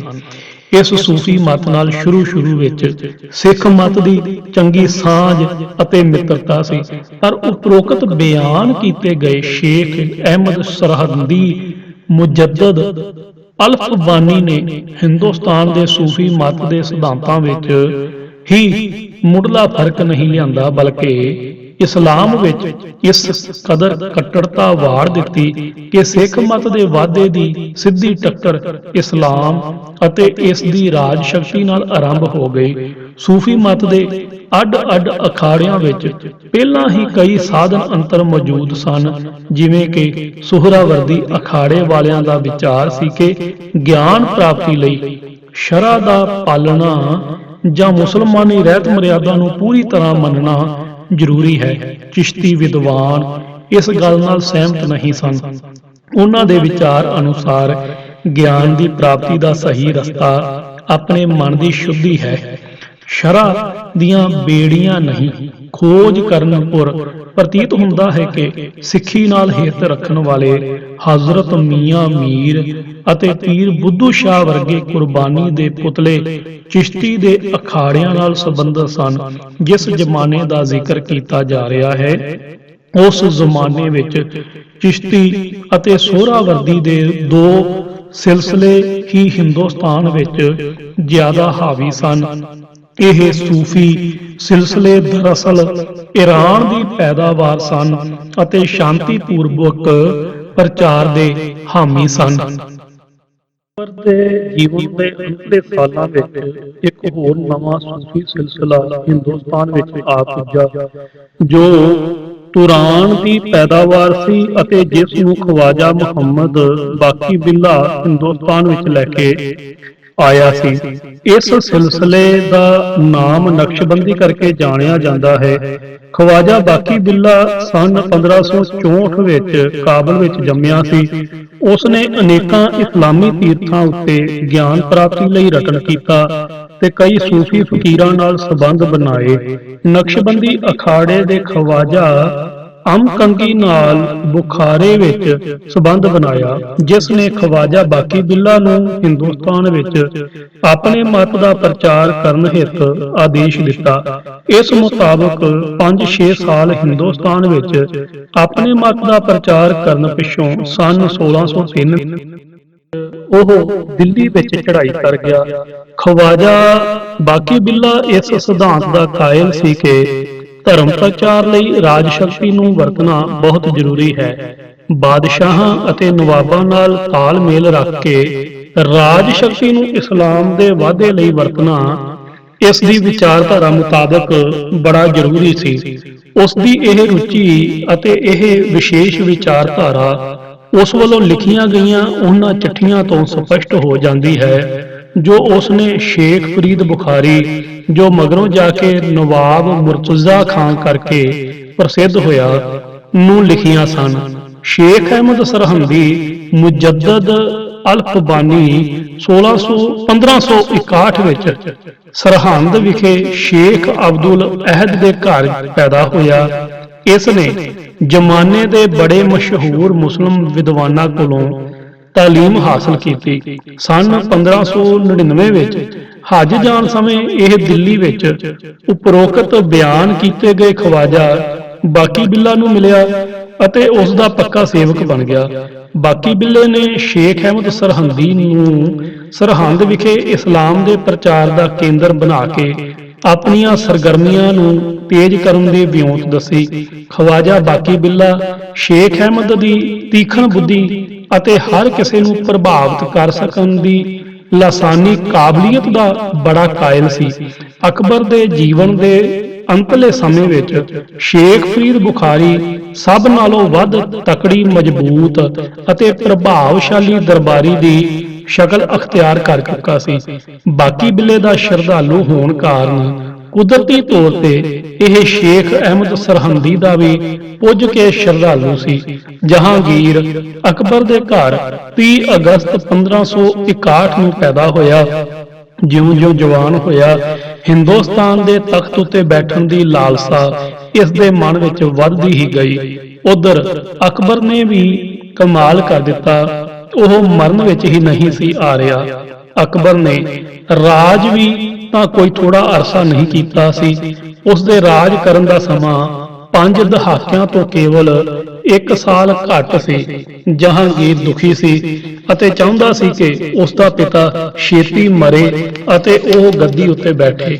ਵੈਸੇ ਵੀ ਇਹ ਆਮ ਦਰਬਾਰੀਆਂ ਨੂੰ ਪਤਾ ਲੱਗ ਚੁੱਕਾ ਸੀ ਕਿ ਜਹਾਂਗੀਰ ਦੀਆਂ ਆਦਤਾਂ ਅਤੇ ਵਿਚਾਰ ਅਕਬਰ ਨੂੰ ਪਸੰਦ ਨਹੀਂ ਸਨ, ਜਿਸ ਕਾਰਨ ਅਕਬਰ ਆਪਣਾ ਤਖਤ ਜਹਾਂਗੀਰ ਨੂੰ ਦੇਣ ਦੀ ਥਾਂ ਆਪਣੇ ਹਮ ਖਿਆਲੇ ਪੋਤਰੇ ਖੁਸਰੋ, ਜੋ ਜਹਾਂਗੀਰ ਦਾ ਪੁੱਤਰ ਸੀ, ਨੂੰ ਦੇਣਾ ਚਾਹੁੰਦਾ ਸੀ। ਕਿਹਾ ਜਾਂਦਾ ਹੈ ਕਿ ਜਹਾਂਗੀਰ ਨੇ ਆਪਣੇ ਪਿਓ ਦਾ ਛੇਤੀ ਭੋਗ ਪਾਉਣ ਲਈ ਉਸ ਨੂੰ ਸਨ 1591 ਵਿੱਚ ਜ਼ਹਿਰ ਦੀ ਦਿਵਾ ਦਿੱਤੀ ਸੀ, ਪਰ ਕੁਝ ਅਰਸਾ ਬਿਮਾਰ ਰਹਿ ਕੇ ਅਕਬਰ ਬਚ ਗਿਆ। 1601 ਵਿੱਚ ਜਹਾਂਗੀਰ ਨੇ ਬਗਾਵਤ ਵੀ ਕੀਤੀ, ਪਰ ਕਾਮਯਾਬ ਨਾ ਹੋਇਆ। ਜਹਾਂਗੀਰ ਨੇ ਨੀਤੀ ਵਰਤਦਿਆਂ ਹੋਇਆਂ ਆਪਣੇ ਪਿਓ ਨਾਲ 1604 ਵਿੱਚ ਉੱਪਰੋਂ ਸਮਝੌਤਾ ਕਰ ਲਿਆ। ਜਹਾਂਗੀਰ ਦੇ ਮਨ ਵਿੱਚ ਤੋਖਲਾ ਫਿਰ ਵੀ ਕਾਇਮ ਰਿਹਾ ਕਿ ਮਤਾਂ ਅਕਬਰ ਦੇ ਮਰਨ ਪਿੱਛੋਂ ਖੁਸਰੋ ਤਖਤ ਕਾਬੂ ਕਰ ਲੈਣ ਵਿੱਚ ਕਾਮਯਾਬ ਨਾ ਹੋ ਜਾਵੇ। ਇਸ ਲਈ ਉਹ ਬੜੀ ਦੂਰ ਦੀ ਸੋਚ ਕੇ ਗੰਢ ਤਰੁਪ ਕਰ ਰਿਹਾ ਸੀ। ਜਹਾਂਗੀਰ ਨਾ ਤਾਂ ਕੱਟੜ ਮੁਸਲਮਾਨ ਸੀ ਅਤੇ ਨਾ ਹੀ ਇਸਲਾਮ ਨਾਲ ਉਸ ਦਾ ਕੋਈ ਬਹੁਤਾ ਵਾਸਤਾ ਹੀ ਸੀ। ਉਸ ਦਾ ਇੱਕਮਾਤਰ ਨਿਸ਼ਾਨਾ ਹਿੰਦੁਸਤਾਨ ਦਾ ਤਖਤ ਹਾਸਲ ਕਰਨਾ ਹੀ ਸੀ। ਰਾਜ ਦਰਬਾਰ ਦੇ ਜਿਸ ਜਿਸ ਧੜੇ ਨੂੰ ਉਹ ਨਾਲ ਲੈ ਸਕਦਾ ਸੀ, ਉਹ ਹਰ ਪ੍ਰਕਾਰ ਗੰਢ ਤਰੁਪ ਕਰਕੇ ਨਾਲ ਲੈਣ ਦਾ ਯਤਨ ਕਰਨਾ ਚਾਹੁੰਦਾ ਸੀ। ਨਕਸ਼ਬੰਦੀ ਆਗੂ ਸ਼ੇਖ ਅਹਿਮਦ ਸਰਹੰਦੀ ਦਾ ਪ੍ਰਭਾਵ, ਜਿਵੇਂ ਕਿ ਉੱਪਰ ਬਿਆਨ ਕੀਤਾ ਜਾ ਚੁੱਕਾ ਹੈ ਕਿ ਅਕਬਰ ਦੇ ਕਈ ਦਰਬਾਰੀਆਂ ਉੱਤੇ ਬਹੁਤ ਪੈ ਚੁੱਕਾ ਸੀ ਅਤੇ ਦਿਨ ਰਾਤ ਵਾਧੇ ਤੇ ਸੀ। ਕੱਟੜ ਮੁਸਲਮਾਨ ਅਕਬਰ ਦੀ ਨਿਰਪੱਖਤਾ ਦੀ ਨੀਤੀ ਨਾਲ ਉੱਕੇ ਹੀ ਸਹਿਮਤ ਨਹੀਂ ਸਨ। ਉਸੇ ਨੀਤੀ ਉੱਤੇ ਚੱਲਣ ਵਾਲਾ ਸ਼ਹਿਜ਼ਾਦਾ ਖੁਸਰੋ ਵੀ ਉਹਨਾਂ ਨੂੰ ਕਿਵੇਂ ਪਸੰਦ ਆ ਸਕਦਾ ਸੀ। ਜਹਾਂਗੀਰ ਦੇ ਆਪਣੇ ਨਿੱਜੀ ਖਿਆਲਾਤ ਭਾਵੇਂ ਕੈਸੇ ਹੀ ਹੋਣ, ਉਹ ਇਸ ਗੱਲ ਨੂੰ ਭਲੀ ਭਾਂਤ ਸਮਝ ਚੁੱਕਾ ਸੀ ਕਿ ਇਸ ਭਾਂਤ ਦੇ ਕੱਟੜ ਤੇ ਮੁਤਸਬੀ ਮੁਸਲਮਾਨਾਂ ਨੂੰ ਆਪਣੀ ਕੱਟੜ ਮੁਸਲਮ ਨੀਤੀ ਲਾਗੂ ਕਰਨ ਦਾ ਭਰੋਸਾ ਦੇ ਕੇ ਸਹਾਇਤਾ ਲਈ ਗੰਢਿਆ ਜਾ ਸਕਦਾ ਹੈ। ਸ਼ਾਹੀ ਦਰਬਾਰੀਆਂ ਵਿੱਚ ਅਜਿਹੇ ਸਮੂਹ ਮੁਸਲਮਾਨਾਂ ਵਿੱਚੋਂ ਪ੍ਰਭਾਵਸ਼ਾਲੀ ਵਿਅਕਤੀ ਸ਼ੇਖ ਬੁਖਾਰੀ ਮਰਤਜ਼ਾ ਖਾਨ ਹੀ ਸੀ, ਜਿਸ ਦੀਆਂ ਸਮੂਹ ਗਤੀਵਿਧੀਆਂ ਜਾਂ ਸਰਗਰਮੀਆਂ ਦਾ ਸੰਚਾਲਕ ਸ਼ੇਖ ਅਹਿਮਦ ਸਰਹੰਦੀ ਸੀ। ਆਪਣੀ ਪੋਜੀਸ਼ਨ ਨੂੰ ਮਜ਼ਬੂਤ ਬਣਾਉਣ ਲਈ ਜਹਾਂਗੀਰ ਕਿਤਨਾ ਫਿਕਰਮੰਦ ਸੀ ਦਾ ਅੰਦਾਜ਼ਾ ਇਸ ਗੱਲ ਤੋਂ ਲਗਾਇਆ ਜਾ ਸਕਦਾ ਹੈ ਕਿ ਉਸਨੇ ਗੋਵਾ ਤੋਂ ਆਏ ਈਸਾਈ ਪਾਦਰੀਆਂ ਨੂੰ ਵੀ ਕੁਝ ਝਾਂਸੇ ਦੇ ਕੇ ਆਪਣਾ ਪੱਖੀ ਬਣਾ ਲਿਆ ਸੀ।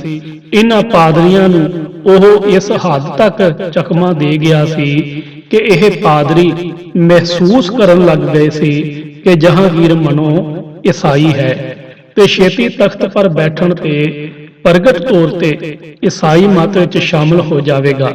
ਇੰਗਲੈਂਡ ਦੀ ਮਹਾਰਾਣੀ ਐਲਿਜ਼ਾਬੇਥ ਨੇ ਵਪਾਰ ਦੇ ਬਹਾਨੇ ਆਪਣੇ ਬੰਦੇ ਹਿੰਦ ਵਿੱਚ ਘੱਲੇ ਸਨ, ਜੋ ਲਾਹੌਰ ਆਏ ਤੇ ਫਿਰ ਆਗਰੇ ਵੀ ਪੁੱਜੇ। ਅਕਬਰ ਇਹਨਾਂ ਨੂੰ ਪੁਰਤਗੀਜ਼ਾਂ ਦੀ ਚੁਕਣਾ ਤੇ ਟਕਰਾਉਣਾ ਚਾਹੁੰਦਾ ਸੀ, ਪਰ ਕਿਸੇ ਔਖੇ ਸਮੇਂ ਉਹਨਾਂ ਤੋਂ ਮਦਦ ਲੈਣ ਦੀ ਗੱਲ ਸੋਚ ਕੇ ਇਹਨਾਂ ਨੂੰ ਉਸਨੇ ਤਜਾਰਤ ਕਰਨ ਦੀ ਇਜਾਜ਼ਤ ਲੈ ਦਿੱਤੀ। ਸ਼ੇਖ ਅਹਿਮਦ ਸਰਹੰਦੀ ਦੀਆਂ ਸਮੂਹ ਸਰਗਰਮੀਆਂ, ਕਾਰਗੁਜ਼ਾਰੀਆਂ, ਨਿਸ਼ਾਨਿਆਂ, ਰੁਚੀਆਂ ਅਤੇ ਗੁਰੂ ਅਰਜਨ ਦੇਵ ਪਾਤਸ਼ਾਹ ਦੀ ਸ਼ਹਾਦਤ ਕਰਵਾਉਣ ਵਿੱਚ ਨਿਭਾਏ ਰੋਲ ਨੂੰ ਚੰਗੀ ਤਰ੍ਹਾਂ ਸਮਝਣ ਸਮਝਾਉਣ ਲਈ ਸ਼ੇਖ ਅਹਿਮਦ ਦੇ ਇੱਕ ਪੱਤਰਕਾ ਸੰਗ੍ਰਹਿ ਮਕਤੂਬਾਤ ਇਮਾਮੇ ਰਬਾਨੀ ਵਿੱਚੋਂ ਕੁਝ ਹਵਾਲੇ ਲਾਹੇਵੰਦ ਹੋਣਗੇ। ਉਸ ਦੀ ਇੱਕ ਚਿੱਠੀ ਵਿੱਚ ਅੰਕਿਤ ਹੈ ਕਿ ਹਿੰਦੁਸਤਾਨ ਵਿੱਚ ਗਊ ਵੱਧ ਨਾਲੋਂ ਹੋਰ ਕੋਈ ਉਚੇਰਾ ਇਸਲਾਮੀ ਫਰਜ਼, ਸੇਵਾ ਤੇ ਪੁੰਨ ਦਾ ਕੰਮ ਨਹੀਂ, ਕਿਉਂਕਿ ਇਸ ਹਰਕਤ ਨਾਲ ਹਿੰਦੂਆਂ ਨੂੰ ਜਲੀਲ ਅਤੇ ਉਤਸ਼ਾਹੀਨਾ ਬਣਾਇਆ ਜਾ ਸਕਦਾ ਹੈ। ਉਸ ਦੀ ਇੱਕ ਚਿੱਠੀ ਇਹ ਅੰਕਿਤ ਕਰਦੀ ਹੈ ਕਿ ਇਸਲਾਮ ਦੀ ਸ਼ੋਭਾ ਤੇ ਇੱਜ਼ਤ ਇਸੇ ਵਿੱਚ ਹੈ ਕਿ ਕਾਫਰਾਂ ਨੂੰ ਖੁਆਰ ਕੀਤਾ ਜਾਏ। ਜੋ ਵੀ ਕਾਫਰ ਨਾਲ ਭਰਪਣ ਦੀ ਭਾਵਨਾ ਰੱਖਦਾ ਹੈ, ਉਹ ਇਸਲਾਮ ਦੇ ਵਾਧੇ ਵਿੱਚ ਵਿਘਨ ਪਾਉਂਦਾ ਹੈ। ਕਾਫਰਾਂ ਨੂੰ ਪਿਆਰ ਕਰਨ ਜਾਂ ਭਰਪਣ ਦੀ ਭਾਵਨਾ ਰੱਖਣ ਤੋਂ ਮੁਰਾਦ ਕੇਵਲ ਇਹਨਾਂ ਦੇ ਸਤਿਕਾਰ ਕਰਨ ਅਥਵਾ ਇੱਜ਼ਤ ਦੇਣ ਤੋਂ ਹੀ ਨਹੀਂ ਹੈ, ਬਲਕਿ ਕਾਫਰਾਂ ਨੂੰ ਆਪਣੀ ਸਭਾ ਸੁਸਾਇਟੀ ਵਿੱਚ ਸ਼ਾਮਲ ਕਰਨਾ, ਆਪਣੇ ਨਾਲ ਬਿਠਾਣਾ ਅਤੇ ਇਹਨਾਂ ਨਾਲ ਗੱਲਬਾਤ ਕਰਨਾ ਵੀ ਇੱਕ ਤਰ੍ਹਾਂ ਇਹਨਾਂ ਦੀ ਇੱਜ਼ਤ ਕਰਨ ਤੁਲ ਹੈ, ਜੋ ਨਹੀਂ ਹੋਣੀ ਚਾਹੀਦੀ।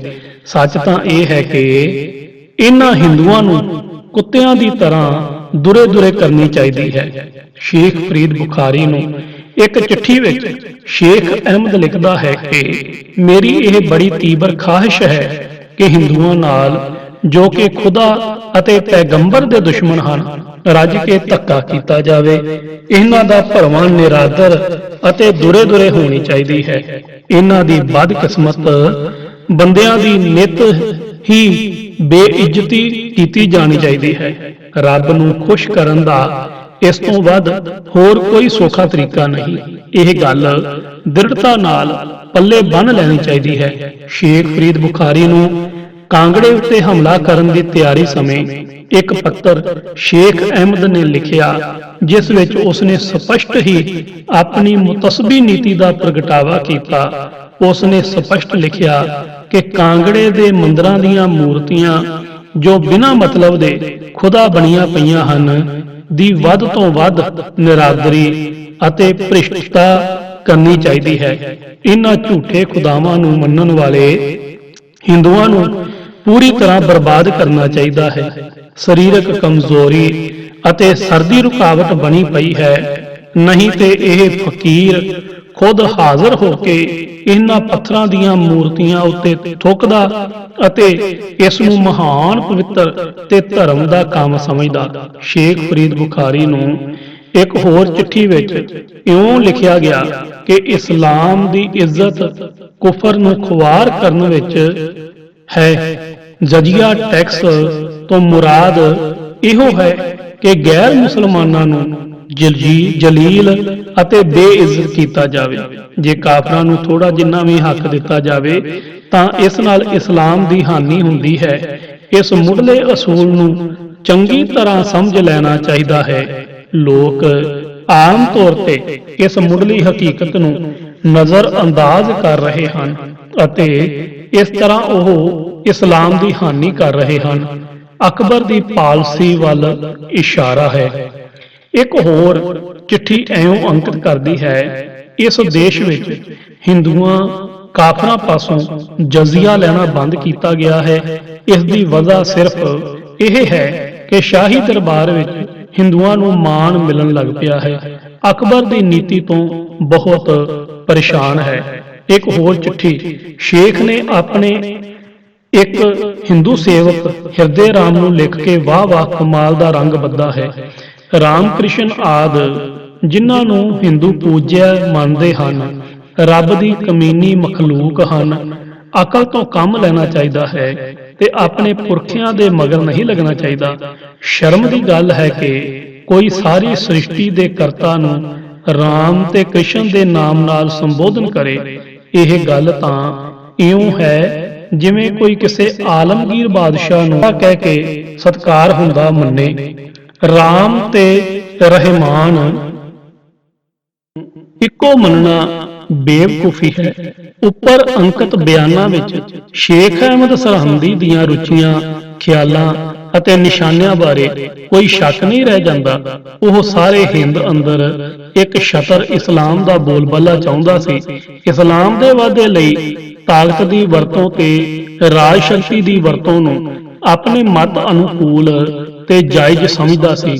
ਉਹ ਅਕਬਰ ਦੀ ਰਾਜਨੀਤੀ ਤੋਂ ਬੇਹੱਦ ਪਰੇਸ਼ਾਨ ਸੀ, ਕਿਉਂਕਿ ਅਕਬਰ ਨਿਰਪੱਖਤਾ ਦੇ ਅਸੂਲਾਂ ਉੱਤੇ ਚੱਲ ਰਿਹਾ ਸੀ ਤੇ ਆਪਣੀ ਰਾਜਸੀ ਤਾਕਤ ਦੇ ਧੱਕੇ ਨਾਲ ਇਸਲਾਮ ਦਾ ਪ੍ਰਚਾਰ ਕਰਨ ਦੇ ਖਿਲਾਫ ਸੀ।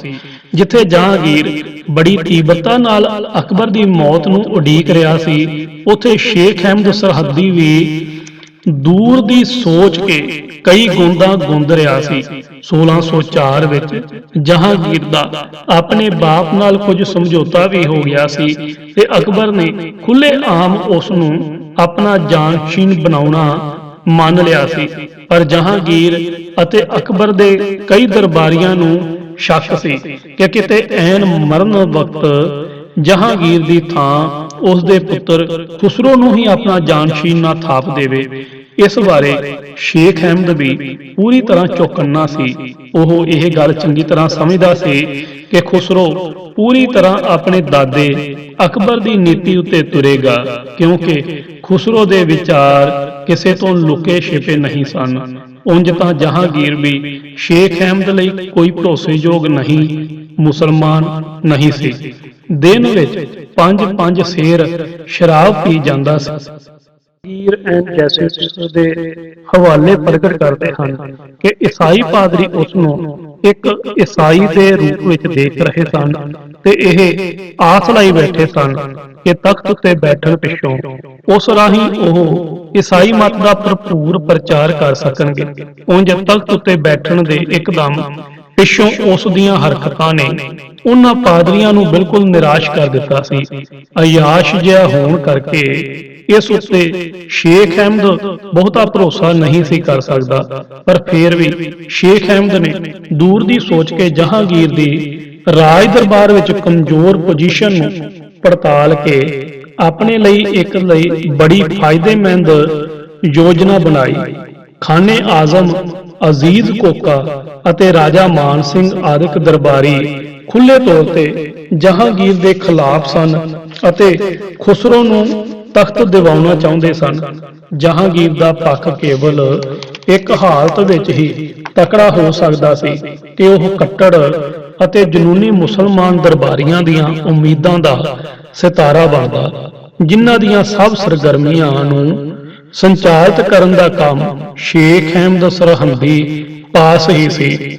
ਸਮਿੱਥ ਦੇ ਅਕਬਰ ਮੁਹੰਮਦ ਫਰਮਾਨ ਦੇ ਹਯਾਤੇ ਮੁਜੱਦਦ ਅਤੇ ਬੇਨੀ ਪ੍ਰਸ਼ਾਦ ਦੀ ਹਿਸਟਰੀ ਆਫ ਜਹਾਂਗੀਰ ਦੇ ਹਵਾਲਿਆਂ ਵਿੱਚੋਂ ਇਹ ਸਪਸ਼ਟ ਹੋ ਜਾਂਦਾ ਹੈ ਕਿ ਸ਼ੇਖ ਅਹਿਮਦ ਸਰਹੰਦੀ ਨੇ ਆਪਣੇ ਕੱਟੜ ਸ਼ਰਧਾਲੂ ਸ਼ੇਖ ਫਰੀਦ ਬੁਖਾਰੀ ਰਾਹੀਂ ਇਸ ਹਾਲਤ ਦਾ ਪੂਰਾ ਫਾਇਦਾ ਉਠਾਇਆ ਅਤੇ ਜਹਾਂਗੀਰ ਤੋਂ ਆਪਣੀਆਂ ਸ਼ਰਤਾਂ ਸਪਸ਼ਟ ਤੌਰ ਤੇ ਮਨਵਾ ਕੇ ਉਸ ਨੂੰ ਤਖਤ ਹਾਸਲ ਕਰਨ ਵਿੱਚ ਹਰ ਪ੍ਰਕਾਰ ਦੀ ਮਦਦ ਦਿੱਤੀ। ਮੋਟੀ ਸ਼ਰਤ ਇਹੋ ਸੀ ਕਿ ਜਹਾਂਗੀਰ ਤਖਤ ਉੱਤੇ ਬੈਠ ਕੇ ਆਪਣੇ ਪਿਤਾ ਦੀ ਰਾਜਸੀ ਪਾਲਿਸੀ ਬਿਲਕੁਲ ਤਿਆਗ ਦੇਵੇਗਾ ਅਤੇ ਇਸਲਾਮ ਦੀ ਰਾਖੀ ਅਤੇ ਵਾਧੇ ਲਈ ਰਾਜ ਸ਼ਕਤੀ ਦੇ ਹਰ ਸਾਧਨ ਨੂੰ ਵਰਤੇਗਾ ਅਤੇ ਇਸਲਾਮ ਵਿਰੋਧੀ ਸਭ ਲੋਕਾਂ ਨੂੰ ਕੁਚਲਣ ਤੇ ਖਤਮ ਕਰਨ ਵਿੱਚ ਕੋਈ ਕਸਰ ਬਾਕੀ ਨਹੀਂ ਛੱਡੇਗਾ।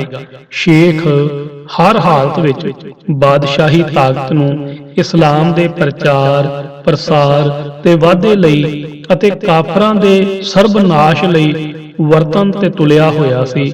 ਸ਼ੇਖ ਅਹਿਮਦ ਨੇ ਆਪਣੀਆਂ ਕਈ ਚਿੱਠੀਆਂ ਵਿੱਚ ਆਪਣੇ ਨਕਸ਼ਬੰਦੀ ਸਿਲਸਿਲੇ ਦੇ ਇੱਕ ਸਿਰ ਕੱਢ ਪੀਰ ਖਵਾਜਾ ਉਬੈਦੁੱਲਾ ਅਹਿਰਾਰ ਦੀ ਵਿਚਾਰਧਾਰਾ ਦਾ ਹਵਾਲਾ ਦਿੱਤਾ ਹੈ, ਜਿਸ ਵਿੱਚ ਖਵਾਜਾ ਸਾਹਿਬ ਨੇ ਇਹ ਕਿਹਾ ਸੀ ਕਿ ਜੇ ਅਸੀਂ ਪੀਰੀ ਹੀ ਕਰਨੀ ਹੁੰਦੀ ਤਾਂ ਹੋਰ ਪੀਰਾਂ ਨੂੰ ਸੇਵਕ ਅਤੇ ਮੁਰੀਦ ਮਿਲਣੇ ਹੀ ਮੁਸ਼ਕਲ ਹੋ ਜਾਣੇ ਸਨ ਤੇ ਸਭ ਲੋਕ ਸਾਡੇ ਸੇਵਕ ਬਣ ਜਾਣੇ ਸਨ।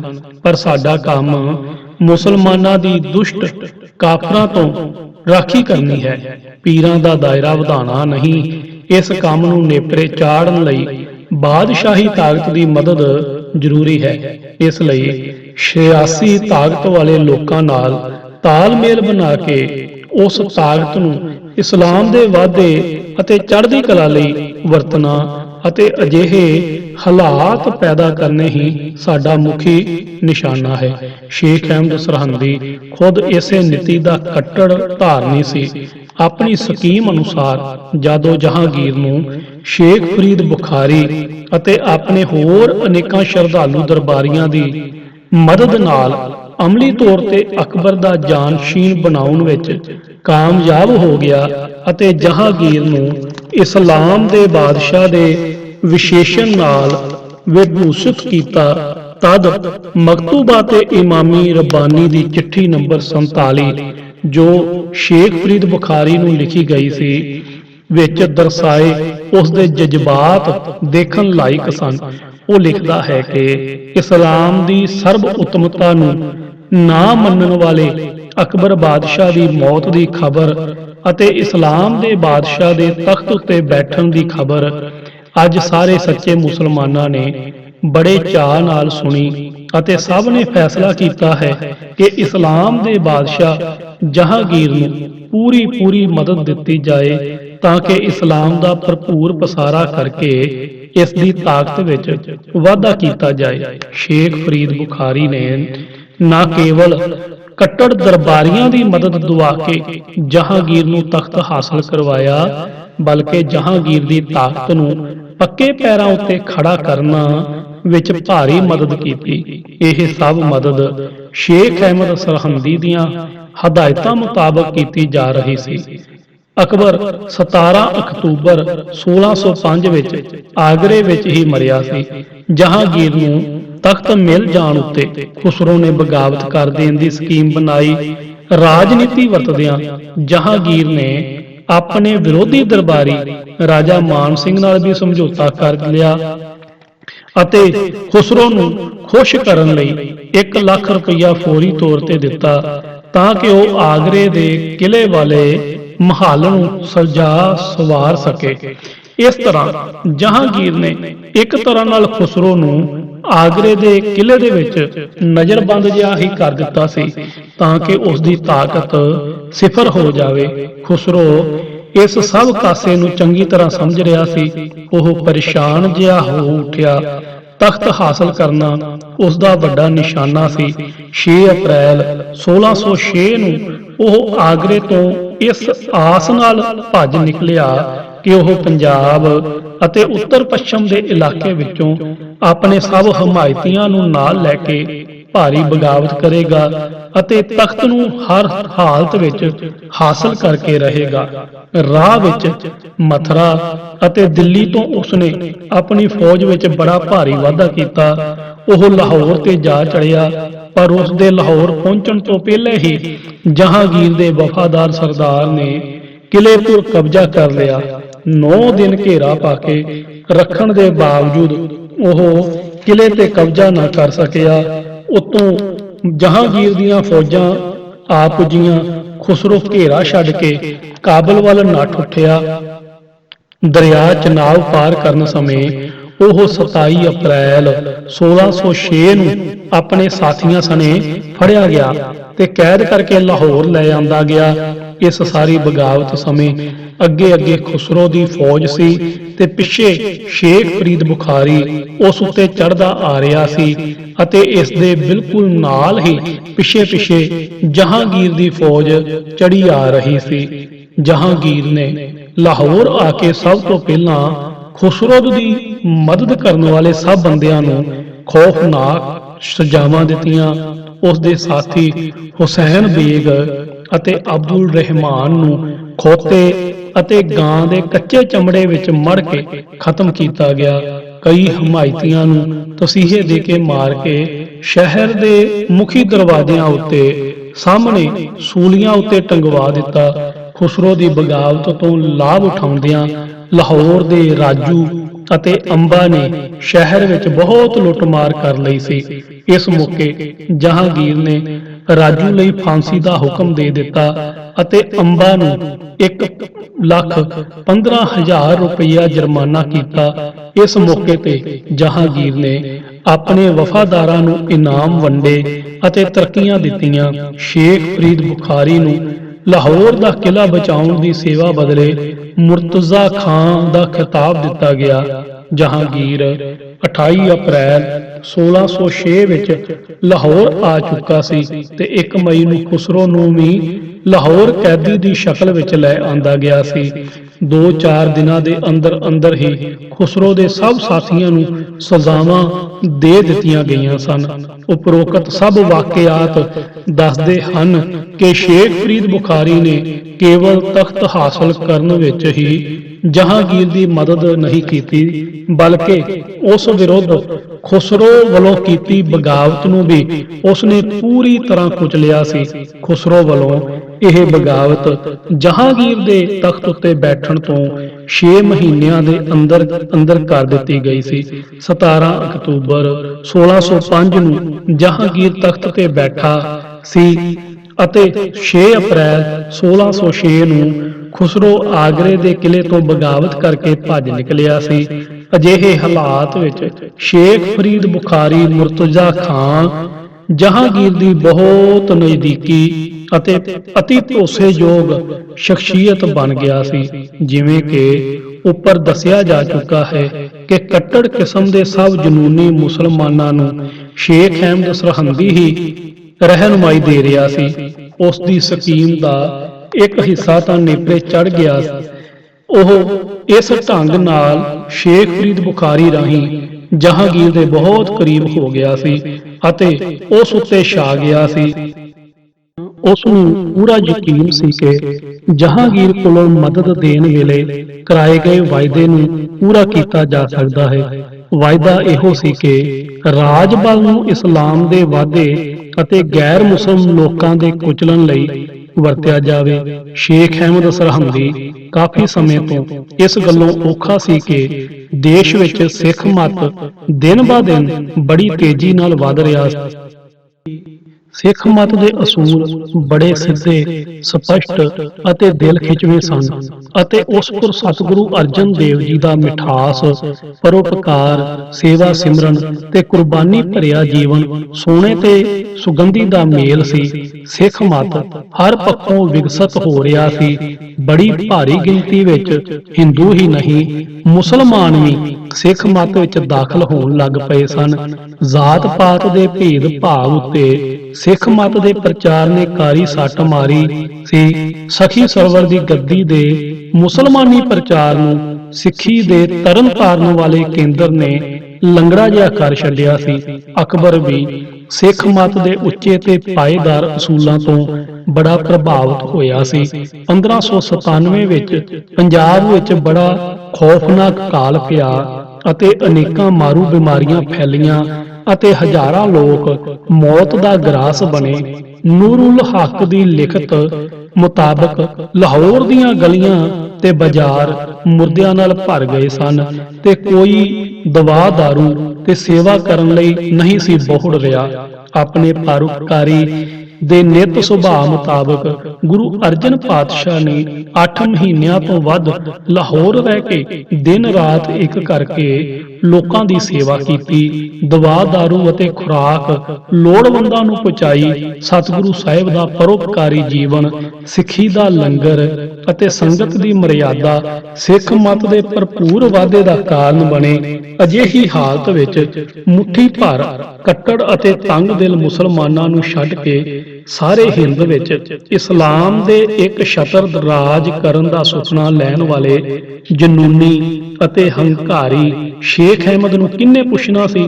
ਸ਼ੇਖ ਇਸ ਸਚਾਈ ਨੂੰ ਚੰਗੀ ਤਰ੍ਹਾਂ ਸਮਝਦਾ ਸੀ ਕਿ ਗੁਰੂ ਅਰਜਨ ਪਾਤਸ਼ਾਹ ਦੇ ਹੁੰਦਿਆਂ ਇਸਲਾਮ ਦੇ ਵਾਧੇ ਵਾਲੇ ਨਿਸ਼ਾਨੇ ਨੂੰ ਪ੍ਰਾਪਤ ਕਰਨਾ ਉਸ ਲਈ ਸੰਭਵ ਨਹੀਂ। ਉਸਨੇ ਗੁਰੂ ਅਰਜਨ ਪਾਤਸ਼ਾਹ ਬਾਰੇ ਆਪਣੇ ਇਹ ਨੀਚ ਅਤੇ ਈਰਖਾ ਭਰੇ ਖਿਆਲ ਸ਼ੇਖ ਫਰੀਦ ਬੁਖਾਰੀ ਤੱਕ ਵੀ ਪਹੁੰਚਾਏ ਸਨ ਤੇ ਕੁਝ ਹੀਲਾ ਕਰ ਗੁਜ਼ਰਨ ਦੇ ਸੁਝਾਅ ਵੀ ਆਪਣੀ ਆਦਤ ਮੁਜਬ ਦਿੱਤੇ ਸਨ। ਇਸਲਾਮ ਦੇ ਵਾਧੇ ਲਈ ਗੈਰ ਇਸਲਾਮੀ ਸੌਮਿਆਂ ਦੇ ਸਰਬਨਾਸ਼ ਦਾ ਬਚਨ ਤਾਂ ਪਹਿਲਾਂ ਹੀ ਜਹਾਂਗੀਰ ਤੋਂ ਲਿਆ ਹੋਇਆ ਸੀ। ਜਹਾਂਗੀਰ ਨੂੰ ਗੱਦੀ ਤੇ ਬੈਠਿਆਂ 6 ਮਹੀਨੇ ਤੋਂ ਉੱਤੇ ਸਮਾਂ ਹੋ ਰਿਹਾ ਸੀ। ਖੁਸਰੋ ਦਾ ਪਿੱਛਾ ਕਰਨ ਸਮੇਂ ਜਹਾਂਗੀਰ ਰਾਹ ਵਿੱਚ ਖੁਸਰੋ ਦੇ ਸਭ ਹਮਾਇਤੀਆਂ ਨੂੰ ਨਾਲੋਂ ਨਾਲ ਸਜਾਵਾਂ ਦਿੰਦਾ ਆ ਰਿਹਾ ਸੀ। ਉਸ ਦੇ ਰਹਿੰਦੇ ਖੁੱਦੇ ਹਮਾਇਤੀ ਮਈ 1606 ਦੇ ਪਹਿਲੇ ਹਫ਼ਤੇ ਲਾਹੌਰ ਵਿਖੇ ਤਸੀਹੇ ਦੇ ਕੇ ਖੌਫਨਾਕ ਤਰੀਕਿਆਂ ਦੇ ਨਾਲ ਮਾਰ ਦਿੱਤੇ ਗਏ ਸਨ। ਅਜੇ ਤੱਕ ਜਹਾਂਗੀਰ ਦਾ ਧਿਆਨ ਗੁਰੂ ਅਰਜਨ ਪਾਤਸ਼ਾਹ ਅਤੇ ਉਹਨਾਂ ਦੀ ਸਿੱਖ ਲਹਿਰ ਵੱਲ ਨਹੀਂ ਸੀ ਗਿਆ।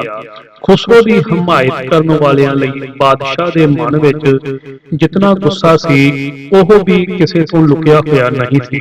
ਮੌਕੇ ਦਾ ਫਾਇਦਾ ਉਠਾਉਂਦੇ ਹੋਏ ਸ਼ੇਖ ਅਹਿਮਦ ਸਰਹੰਦੀ ਤੇ ਸ਼ੇਖ ਫਰੀਦ ਬੁਖਾਰੀ ਆਦਿਕਾਂ ਦੀ ਚੰਡਾਲ ਚੋਪੜੀ ਨੇ ਇੱਕ ਛੜਯੰਤਰ ਰਚਿਆ ਅਤੇ 23 ਮਈ 1606 ਦੇ ਨੇੜੇ ਤੇੜੇ ਜਹਾਂਗੀਰ ਤੱਕ ਇੱਕ ਫਰਜ਼ੀ ਸ਼ਿਕਾਇਤ ਗੁਰੂ ਅਰਜਨ ਪਾਤਸ਼ਾਹ ਬਾਰੇ ਪਹੁੰਚਾਈ ਗਈ, ਜਿਸ ਵਿੱਚ ਇਹ ਕਿਹਾ ਗਿਆ ਕਿ ਗੋਇੰਦਵਾਲ ਵਿਖੇ ਭੱਜੇ ਆਉਂਦੇ ਬਾਗੀ ਖੁਸਰੋ ਨੂੰ ਗੁਰੂ ਅਰਜਨ ਦੇਵ ਜੀ ਨੇ ਆਸਰਾ ਅਤੇ ਮਦਦ ਦਿੱਤੀ ਸੀ ਤਾਂ ਕਿ ਉਹ ਜਹਾਂਗੀਰ ਦਾ ਟਾਕਰਾ ਕਰ ਸਕੇ। ਉਸ ਨੂੰ ਤਖਤ ਹਾਸਲ ਕਰਨ ਲਈ ਆਸ਼ੀਰਵਾਦ ਵੀ ਦਿੱਤਾ ਅਤੇ ਉਸ ਦੇ ਮੱਥੇ ਤੇ ਕੇਸਰ ਦਾ ਤਿਲਕ ਲਗਾਇਆ ਗਿਆ।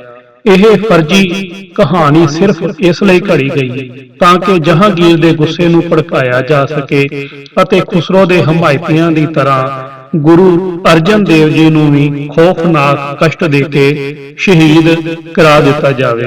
ਅਸਲ ਗੱਲ ਤੇ ਇਹ ਹੈ ਕਿ ਜਦ ਤੋਂ ਜਹਾਂਗੀਰ ਗੱਦੀ ਤੇ ਬੈਠਾ ਸੀ, ਇਸ ਦੌਰਾਨ ਵਿੱਚ ਖੁਸਰੋ ਕਿਸੇ ਵੇਲੇ ਵੀ ਗੁਰੂ ਅਰਜਨ ਦੇਵ ਜੀ ਨੂੰ ਨਹੀਂ ਮਿਲ ਸਕਿਆ ਸੀ। ਦੂਜੇ ਖੁਸਰੋ ਦਾ ਪਿੱਛਾ ਸ਼ਾਹੀ ਫੌਜਾਂ ਨੇ ਉਸੇ ਰਸਤੇ ਥਾਣੀ ਕੀਤਾ ਸੀ ਜਿਸ ਰਸਤੇ ਖੁਸਰੋ ਜਾ ਰਿਹਾ ਸੀ। ਸ਼ਿਕਾਇਤ ਵਿੱਚ ਇਹ ਕਿਹਾ ਗਿਆ ਸੀ ਕਿ ਜਦੋਂ ਖੁਸਰੋ ਨੇ ਗੋਇੰਦਵਾਲ ਦੇ ਪੱਤਨ ਤੋਂ ਬਿਆਸ ਪਾਰ ਕੀਤਾ ਸੀ, ਉਸ ਮੌਕੇ ਉਸਨੇ ਗੁਰੂ ਅਰਜਨ ਦੇਵ ਜੀ ਤੋਂ ਸਹਾਇਤਾ ਅਤੇ ਆਸ਼ੀਰਵਾਦ ਲਈ 23 ਮਈ 1606 ਤੋਂ ਕੁੱਲ 27 ਦਿਨ ਪਹਿਲਾਂ ਖੁਸਰੋ ਦਾ ਪਿੱਛਾ ਕਰਦਿਆਂ ਹੋਇਆਂ ਜਹਾਂਗੀਰ ਆਪ ਗੋਇੰਦਵਾਲ ਤੋਂ ਲੰਘਿਆ ਸੀ। ਰਾਹ ਵਿੱਚ ਜਿੱਥੇ ਕਿਤੇ ਵੀ ਪੜਤਾਲ ਕਰਨਪੁਰ ਖੁਸਰੋ ਦਾ ਕੋਈ ਹਮਾਇਤੀ ਸਾਬਤ ਹੋਇਆ, ਜਹਾਂਗੀਰ ਨੇ ਫੌਰੀ ਤੌਰ ਤੇ ਉਹਨਾਂ ਨੂੰ ਸਜ਼ਾਵਾਂ ਦੇ ਦਿੱਤੀਆਂ ਸਨ। ਗੋਇੰਦਵਾਲ ਜਾਂ ਗੋਇੰਦਵਾਲ ਦੇ ਆਸ-ਪਾਸ ਜਹਾਂਗੀਰ ਨੂੰ ਐਸੀ ਕੋਈ ਵੀ ਸ਼ਿਕਾਇਤ ਨਹੀਂ ਮਿਲੀ ਤੇ ਨਾ ਹੀ ਗੋਇੰਦਵਾਲ ਪਾਰ ਕਰਨ ਸਮੇਂ ਭਾਵ 26 ਅਪ੍ਰੈਲ ਤੋਂ 22 ਮਈ ਤੱਕ ਜਹਾਂਗੀਰ ਨੂੰ ਕੋਈ ਐਸੀ ਸ਼ਿਕਾਇਤ ਪੁੱਜੀ। ਸ਼ਿਕਾਇਤ ਪੁੱਜਦੀ ਵੀ ਕਿਵੇਂ? ਖੁਸਰੋ ਦਾ ਤਾਂ ਗੁਰੂ ਅਰਜਨ ਦੇਵ ਜੀ ਨਾਲ ਕੋਈ ਮੇਲ ਹੀ ਨਹੀਂ ਸੀ ਹੋ ਸਕਿਆ। ਸਭ ਤੋਂ ਖੂਬਸੂਰਤ ਗੱਲ ਇਹ ਹੈ ਕਿ ਸਮਕਾਲੀ ਲਿਖਤਾਂ ਨੂੰ ਪੜਤਾਲਣ ਤੇ ਪਤਾ ਲੱਗਦਾ ਹੈ ਕਿ ਗੁਰੂ ਜੀ ਉਸ ਸਮੇਂ ਗੋਇੰਦਵਾਲ ਵਿਖੇ ਹੀ ਨਹੀਂ ਸਨ ਜਿਸ ਸਮੇਂ ਇਹ ਘਟਨਾ ਦੱਸੀ ਗਈ ਸੀ। ਉਸ ਸਮੇਂ ਸਤਿਗੁਰੂ ਪਾਤਸ਼ਾਹ ਤਰਨਤਾਰਨ ਵਿਖੇ ਸਨ। ਮਗਰਲੇ ਕਈ ਲਿਖਾਰੀਆਂ ਨੇ ਹੋਰ ਭੁਲੇਖਾ ਖਾ ਕੇ ਇਸ ਘਟਨਾ ਦਾ ਤਰਨਤਾਰਨ ਵਿਖੇ ਹੋਣਾ ਲਿਖ ਦਿੱਤਾ ਹੈ, ਜੋ ਸਭ ਬੇਬੁਨਿਆਦ ਹੈ। ਅਸਲ ਗੱਲ ਤਾਂ ਉੱਤੇ ਦੱਸੀ ਜਾ ਚੁੱਕੀ ਹੈ ਕਿ ਸ਼ੇਖ ਅਹਿਮਦ ਸਰਹੰਦੀ ਤੇ ਸ਼ੇਖ ਬੁਖਾਰੀ ਆਦਿਕਾਂ ਨੇ ਮਿਲ ਕੇ ਇਹ ਸਾਜ਼ਿਸ਼ ਜਹਾਂਗੀਰ ਨੂੰ ਗੁਰੂ ਅਰਜਨ ਦੇਵ ਜੀ ਦੇ ਖਿਲਾਫ ਭੜਕਾਉਣ ਦਾ ਕਾਰਨ ਰਚੀ ਸੀ। ਗੁਰੂ ਅਰਜਨ ਦੇਵ ਜੀ ਨੇ ਗੁਰਮਤਿ ਪ੍ਰਚਾਰ ਨਾਲ ਨਿਸ਼ਚੇ ਹੀ ਸ਼ੇਖ ਅਹਿਮਦ ਦਾ ਸੁਪਨਾ ਪੂਰਾ ਨਹੀਂ ਸੀ ਹੋ ਸਕਦਾ ਅਤੇ ਇਸ ਭਾਂਤ ਉਸ ਵੱਲੋਂ ਗੁਰੂ ਅਰਜਨ ਦੇਵ ਜੀ ਨੂੰ ਇਸਲਾਮ ਦਾ ਵੱਡਾ ਵਿਰੋਧੀ ਮਿਥ ਲਿਆ ਗਿਆ ਸੀ। ਇਸਲਾਮ ਦੇ ਵਿਰੋਧੀਆਂ ਦਾ ਦਮਨ ਕਰਨ ਦਾ ਤਾਂ ਜਹਾਂਗੀਰ ਨੇ ਅੱਗੇ ਹੀ ਵਚਨ ਦਿੱਤਾ ਹੋਇਆ ਸੀ। ਉੱਤੋਂ ਖੁਸਰੋ ਦੀ ਮਦਦ ਕਰਨ ਦਾ ਦੋਸ਼ ਭਾਵੇਂ ਫਰਜ਼ੀ ਅਤੇ ਜਾਅਲੀ ਹੀ ਸੀ, ਪਰ ਜਹਾਂਗੀਰ ਦੀ ਭੜਕਾਹਟ ਵਿੱਚ ਬੇਹੱਦ ਵਾਧਾ ਕਰਦਾ ਸੀ। ਜਹਾਂਗੀਰ ਵੱਲੋਂ ਦਿੱਤੀ ਗਈ ਸਜ਼ਾ, ਜਿੱਥੇ ਖੁਸਰੋ ਦੇ ਮਾਮਲੇ ਵਿੱਚ ਲਗਾਏ ਗਏ ਨਿਰਮੂਲ ਦੋਸ਼ ਦੇ ਆਧਾਰ ਉੱਤੇ ਜਹਾਂਗੀਰ ਦੀ ਨਿੱਜੀ ਬਦਲਾ ਲੈਣ ਦੀ ਭਾਵਨਾ ਨੂੰ ਪੂਰਿਆਂ ਕਰਦੀ ਸੀ, ਉੱਥੇ ਕੱਟੜ ਤੇ ਤੰਗ ਦਿਲ ਮੁਸਲਮਾਨਾਂ ਵਿੱਚ ਤੁਸ਼ਟੀ, ਸੰਤੋਖ ਤੇ ਖੁਸ਼ੀ ਪੈਦਾ ਕਰਦੀ ਸੀ। ਇਸ ਵਿੱਚ ਕੋਈ ਸ਼ੱਕ ਨਹੀਂ ਕਿ ਖੁਸਰੋ ਦੀ ਮਦਦ ਕਰਨ ਬਾਰੇ ਗੁਰੂ ਪਾਤਸ਼ਾਹ ਦੇ ਖਿਲਾਫ ਕੀਤੀ ਸ਼ਿਕਾਇਤ ਬਿਲਕੁਲ ਬੇਬੁਨਿਆਦ ਜਾਂ ਨਿਰਮੂਲ ਸੀ, ਪਰ ਇਸ ਦਾ ਬੜਾ ਵੱਡਾ ਪ੍ਰਤੀਕਰਮ ਜਹਾਂਗੀਰ ਦੇ ਮਨ ਤੇ ਹੋਇਆ। ਉਹ ਸਾਰਾ ਪ੍ਰਤੀਕਰਮ ਉਸ ਦੀ ਸਵੈ ਲਿਖਤ ਤੁਝਕੇ ਜਹਾਂਗੀਰੀ ਵਿੱਚ ਬਕਾਇਦਾ ਅੰਕਿਤ ਹੈ, ਜਿਸ ਨੂੰ ਹੇਠਾਂ ਦਰਸਾਇਆ ਜਾ ਰਿਹਾ ਹੈ। ਜਹਾਂਗੀਰ ਦੇ ਮਨ ਤੇ ਹੋਏ ਪ੍ਰਤੀਕਰਮ ਬਾਰੇ ਉਸ ਦੀ ਲਿਖੀ ਇੱਕ ਇੱਕ ਪੰਕਤੀ ਧਿਆਨਪੂਰਨ ਵਿਵੇਚਨ ਅਤੇ ਵਿਚਾਰ ਮੰਗਦੀ ਹੈ। ਗੁਰੂ ਅਰਜਨ ਪਾਤਸ਼ਾਹ ਦੇ ਖਿਲਾਫ ਸ਼ਿਕਾਇਤ ਤਾਂ ਬਿਲਕੁਲ ਬੇਬੁਨਿਆਦ ਹੈ, ਪਰ ਕਈ ਹੋਰ ਤੱਥ ਐਸੇ ਹਨ ਜਿਨ੍ਹਾਂ ਦੀ ਹਕੀਕਤ ਤੋਂ ਇਨਕਾਰ ਨਹੀਂ ਕੀਤਾ ਜਾ ਸਕਦਾ ਅਤੇ ਸੱਚਾਈ ਦੀ ਤਹਿ ਤੱਕ ਪੁੱਜਣ ਅਤੇ ਸਹੀ ਇਤਿਹਾਸਕ ਨਿਰਣੇ ਕੱਢਣ ਲਈ ਇਹਨਾਂ ਦਾ ਠੀਕ ਠਾਕ ਸਰਵੇਖਣ ਜ਼ਰੂਰੀ ਹੈ। ਜਹਾਂਗੀਰ ਨੇ ਇਸ ਸਬੰਧ ਵਿੱਚ ਤੁਝਕੇ ਜਹਾਂਗੀਰੀ ਵਿੱਚ ਕੁਝ ਇਸ ਤਰ੍ਹਾਂ ਲਿਖਿਆ ਹੈ। ਗੋਇੰਦਵਾਲ ਵਿੱਚ ਜੋ ਬਿਆਸ ਨਦੀ ਦੇ ਕਿਨਾਰੇ ਤੇ ਹੈ, ਪੀਰਾਂ ਬਜ਼ੁਰਗਾਂ ਦੇ ਭੇਸ ਵਿੱਚ ਗੁਰੂ ਅਰਜਨ ਨਾਮ ਦਾ ਇੱਕ ਹਿੰਦੂ ਰਹਿੰਦਾ ਸੀ। ਉਸ ਨੇ ਬਹੁਤ ਸਾਰੇ ਭੋਲੇ ਭਾਲੇ ਹਿੰਦੂਆਂ, ਸਗੋਂ ਬਹੁਤ ਸਾਰੇ ਮੂਰਖ ਅਤੇ ਬੇਸਮਝ ਮੁਸਲਮਾਨਾਂ ਨੂੰ ਵੀ ਆਪਣੀ ਰਹਿਤ ਬਹਿਤ ਦਾ ਸ਼ਰਧਾਲੂ ਬਣਾ ਕੇ ਆਪਣੇ ਵਲੀ ਤੇ ਪੀਰ ਹੋਣ ਦਾ ਢੋਲ ਬਹੁਤ ਉੱਚਾ ਵਜਾਇਆ ਹੋਇਆ ਸੀ। ਲੋਕ ਉਸ ਨੂੰ ਗੁਰੂ ਕਹਿੰਦੇ ਸਨ। ਸਾਰਿਆਂ ਪਾਸਿਆਂ ਤੋਂ ਫਰੇਬੀ ਤੇ ਠੱਗੀ ਪਸੰਦ ਲੋਕ ਉਸ ਕੋਲ ਆ ਕੇ ਉਸ ਉੱਤੇ ਪੂਰਾ ਇਤਕਾਦ ਅਤੇ ਸ਼ਰਧਾ ਦਾ ਇਜ਼ਹਾਰ ਕਰਦੇ ਸਨ। 3-4 ਪੀੜ੍ਹੀਆਂ ਤੋਂ ਉਹਨਾਂ ਦੀ ਇਹ ਦੁਕਾਨ ਗਰਮ ਸੀ। ਕਿਤਨੇ ਸਮੇਂ ਤੋਂ ਮੇਰੇ ਮਨ ਵਿੱਚ ਇਹ ਖਿਆਲ ਆਉਂਦਾ ਸੀ ਕਿ ਝੂਠ ਦੀ ਇਸ ਦੁਕਾਨ ਨੂੰ ਬੰਦ ਕਰਨਾ ਚਾਹੀਦਾ ਹੈ ਜਾਂ ਉਸ ਗੁਰੂ ਨੂੰ ਮੁਸਲਮਾਨੀ ਮੱਤ ਵਿੱਚ ਲੈ ਆਉਣਾ ਚਾਹੀਦਾ ਹੈ। ਇਹਨਾਂ ਦਿਨਾਂ ਵਿੱਚ ਹੀ ਖੁਸਰੋ ਨੇ ਇਹ ਦਰਿਆ ਪਾਰ ਕੀਤਾ। ਇਸ ਜਾਹਿਲ ਤੇ ਹਕੀਰ ਖੁਸਰੋ ਨੇ ਇਰਾਦਾ ਕੀਤਾ ਕਿ ਉਹ ਇਸ ਦੇ ਨਜ਼ਦੀਕ ਹੋਏ। ਉਸ ਨੇ ਗੁਰੂ ਦੇ ਰਹਿਣ ਦੇ ਡੇਰੇ ਤੇ ਆਪਣਾ ਪੜਾਅ ਕੀਤਾ। ਇਹ ਉਸ ਨੂੰ ਮਿਲਿਆ ਤੇ ਕਈ ਮਿੱਥੀਆਂ ਹੋਈਆਂ ਗੱਲਾਂ ਉਸ ਨੂੰ ਸੁਣਾਈਆਂ ਅਤੇ ਕੇਸਰ ਨਾਲ ਇੱਕ ਉਂਗਲੀ ਉਸ ਦੇ ਮੱਥੇ ਤੇ ਲਗਾਈ, ਜਿਸ ਨੂੰ ਹਿੰਦੂ ਤਿਲਕ ਕਹਿੰਦੇ ਹਨ ਅਤੇ ਚੰਗਾ ਸ਼ਗਨ ਕਰਕੇ ਸਮਝਦੇ ਹਨ।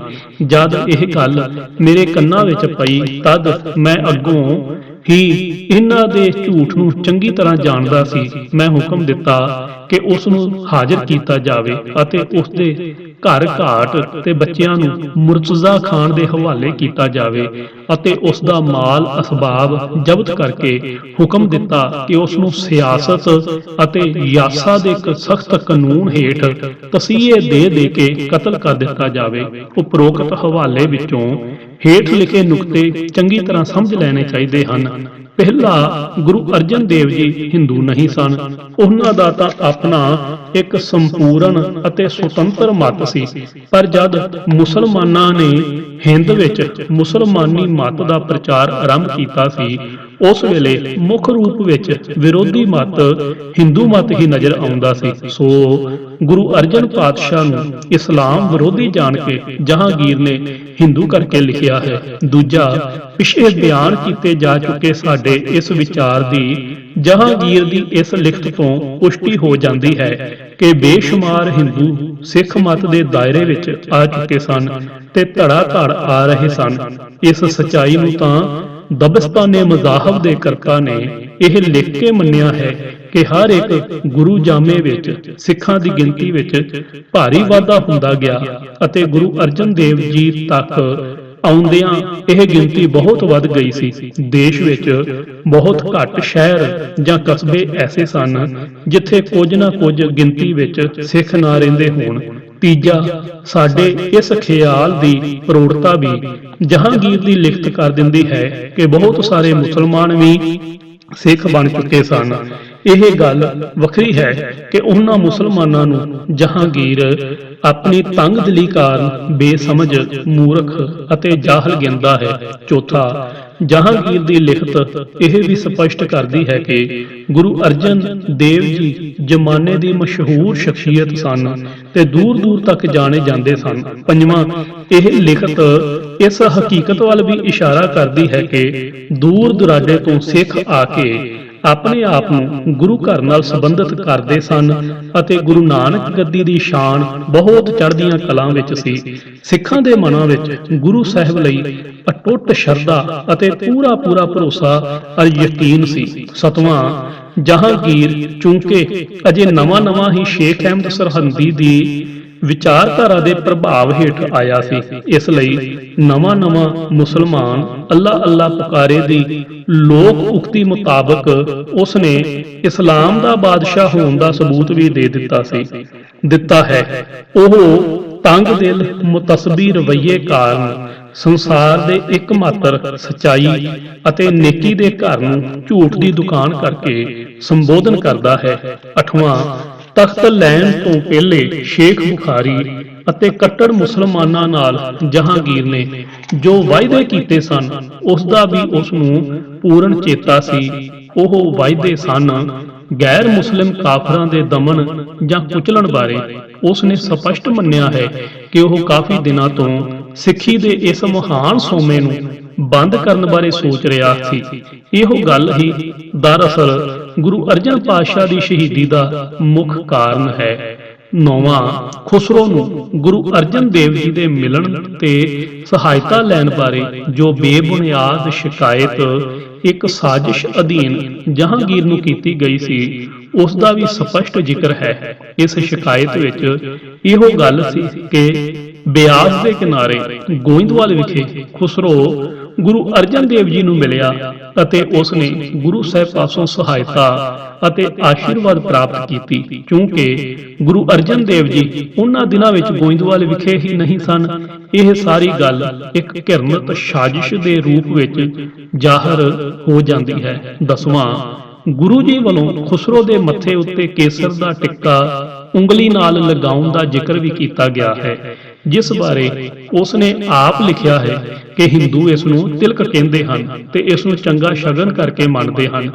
ਝੂਠ ਦੇ ਕਦੀ ਪੈਰ ਨਹੀਂ ਹੋਏ ਥੋੜੀ ਜਿਹੀ ਪੜਚੋਲ ਕਰਨ ਨਾਲ ਹੀ ਝੂਠੀ ਗੱਲ ਆਪੇ ਜ਼ਾਹਰ ਹੋ ਜਾਂਦੀ ਹੈ। ਅਸੀਂ ਤਾਂ ਉੱਪਰ ਦੱਸ ਹੀ ਚੁੱਕੇ ਹਾਂ ਕਿ ਜਹਾਂਗੀਰ ਦੇ ਤਖਤ ਉੱਤੇ ਬੈਠਣ ਪਿੱਛੋਂ ਖੁਸਰੋ ਕਦੀ ਵੀ ਗੁਰੂ ਅਰਜਨ ਦੇਵ ਜੀ ਨੂੰ ਨਹੀਂ ਮਿਲ ਸਕਿਆ। ਸੋ ਤਿਲਕ ਲਗਾਉਣ ਤੇ ਆਸ਼ੀਰਵਾਦ ਦੇਣ ਦੀ ਘਟਨਾ ਤਾਂ ਆਪ ਹੀ ਬੇਬੁਨਿਆਦ ਹੈ। ਖੂਬਸੂਰਤ ਪਹਿਲੂ ਇਹ ਹੈ ਕਿ ਇਹ ਝੂਠ ਆਪੇ ਉਗੜ ਆਉਂਦਾ ਹੈ।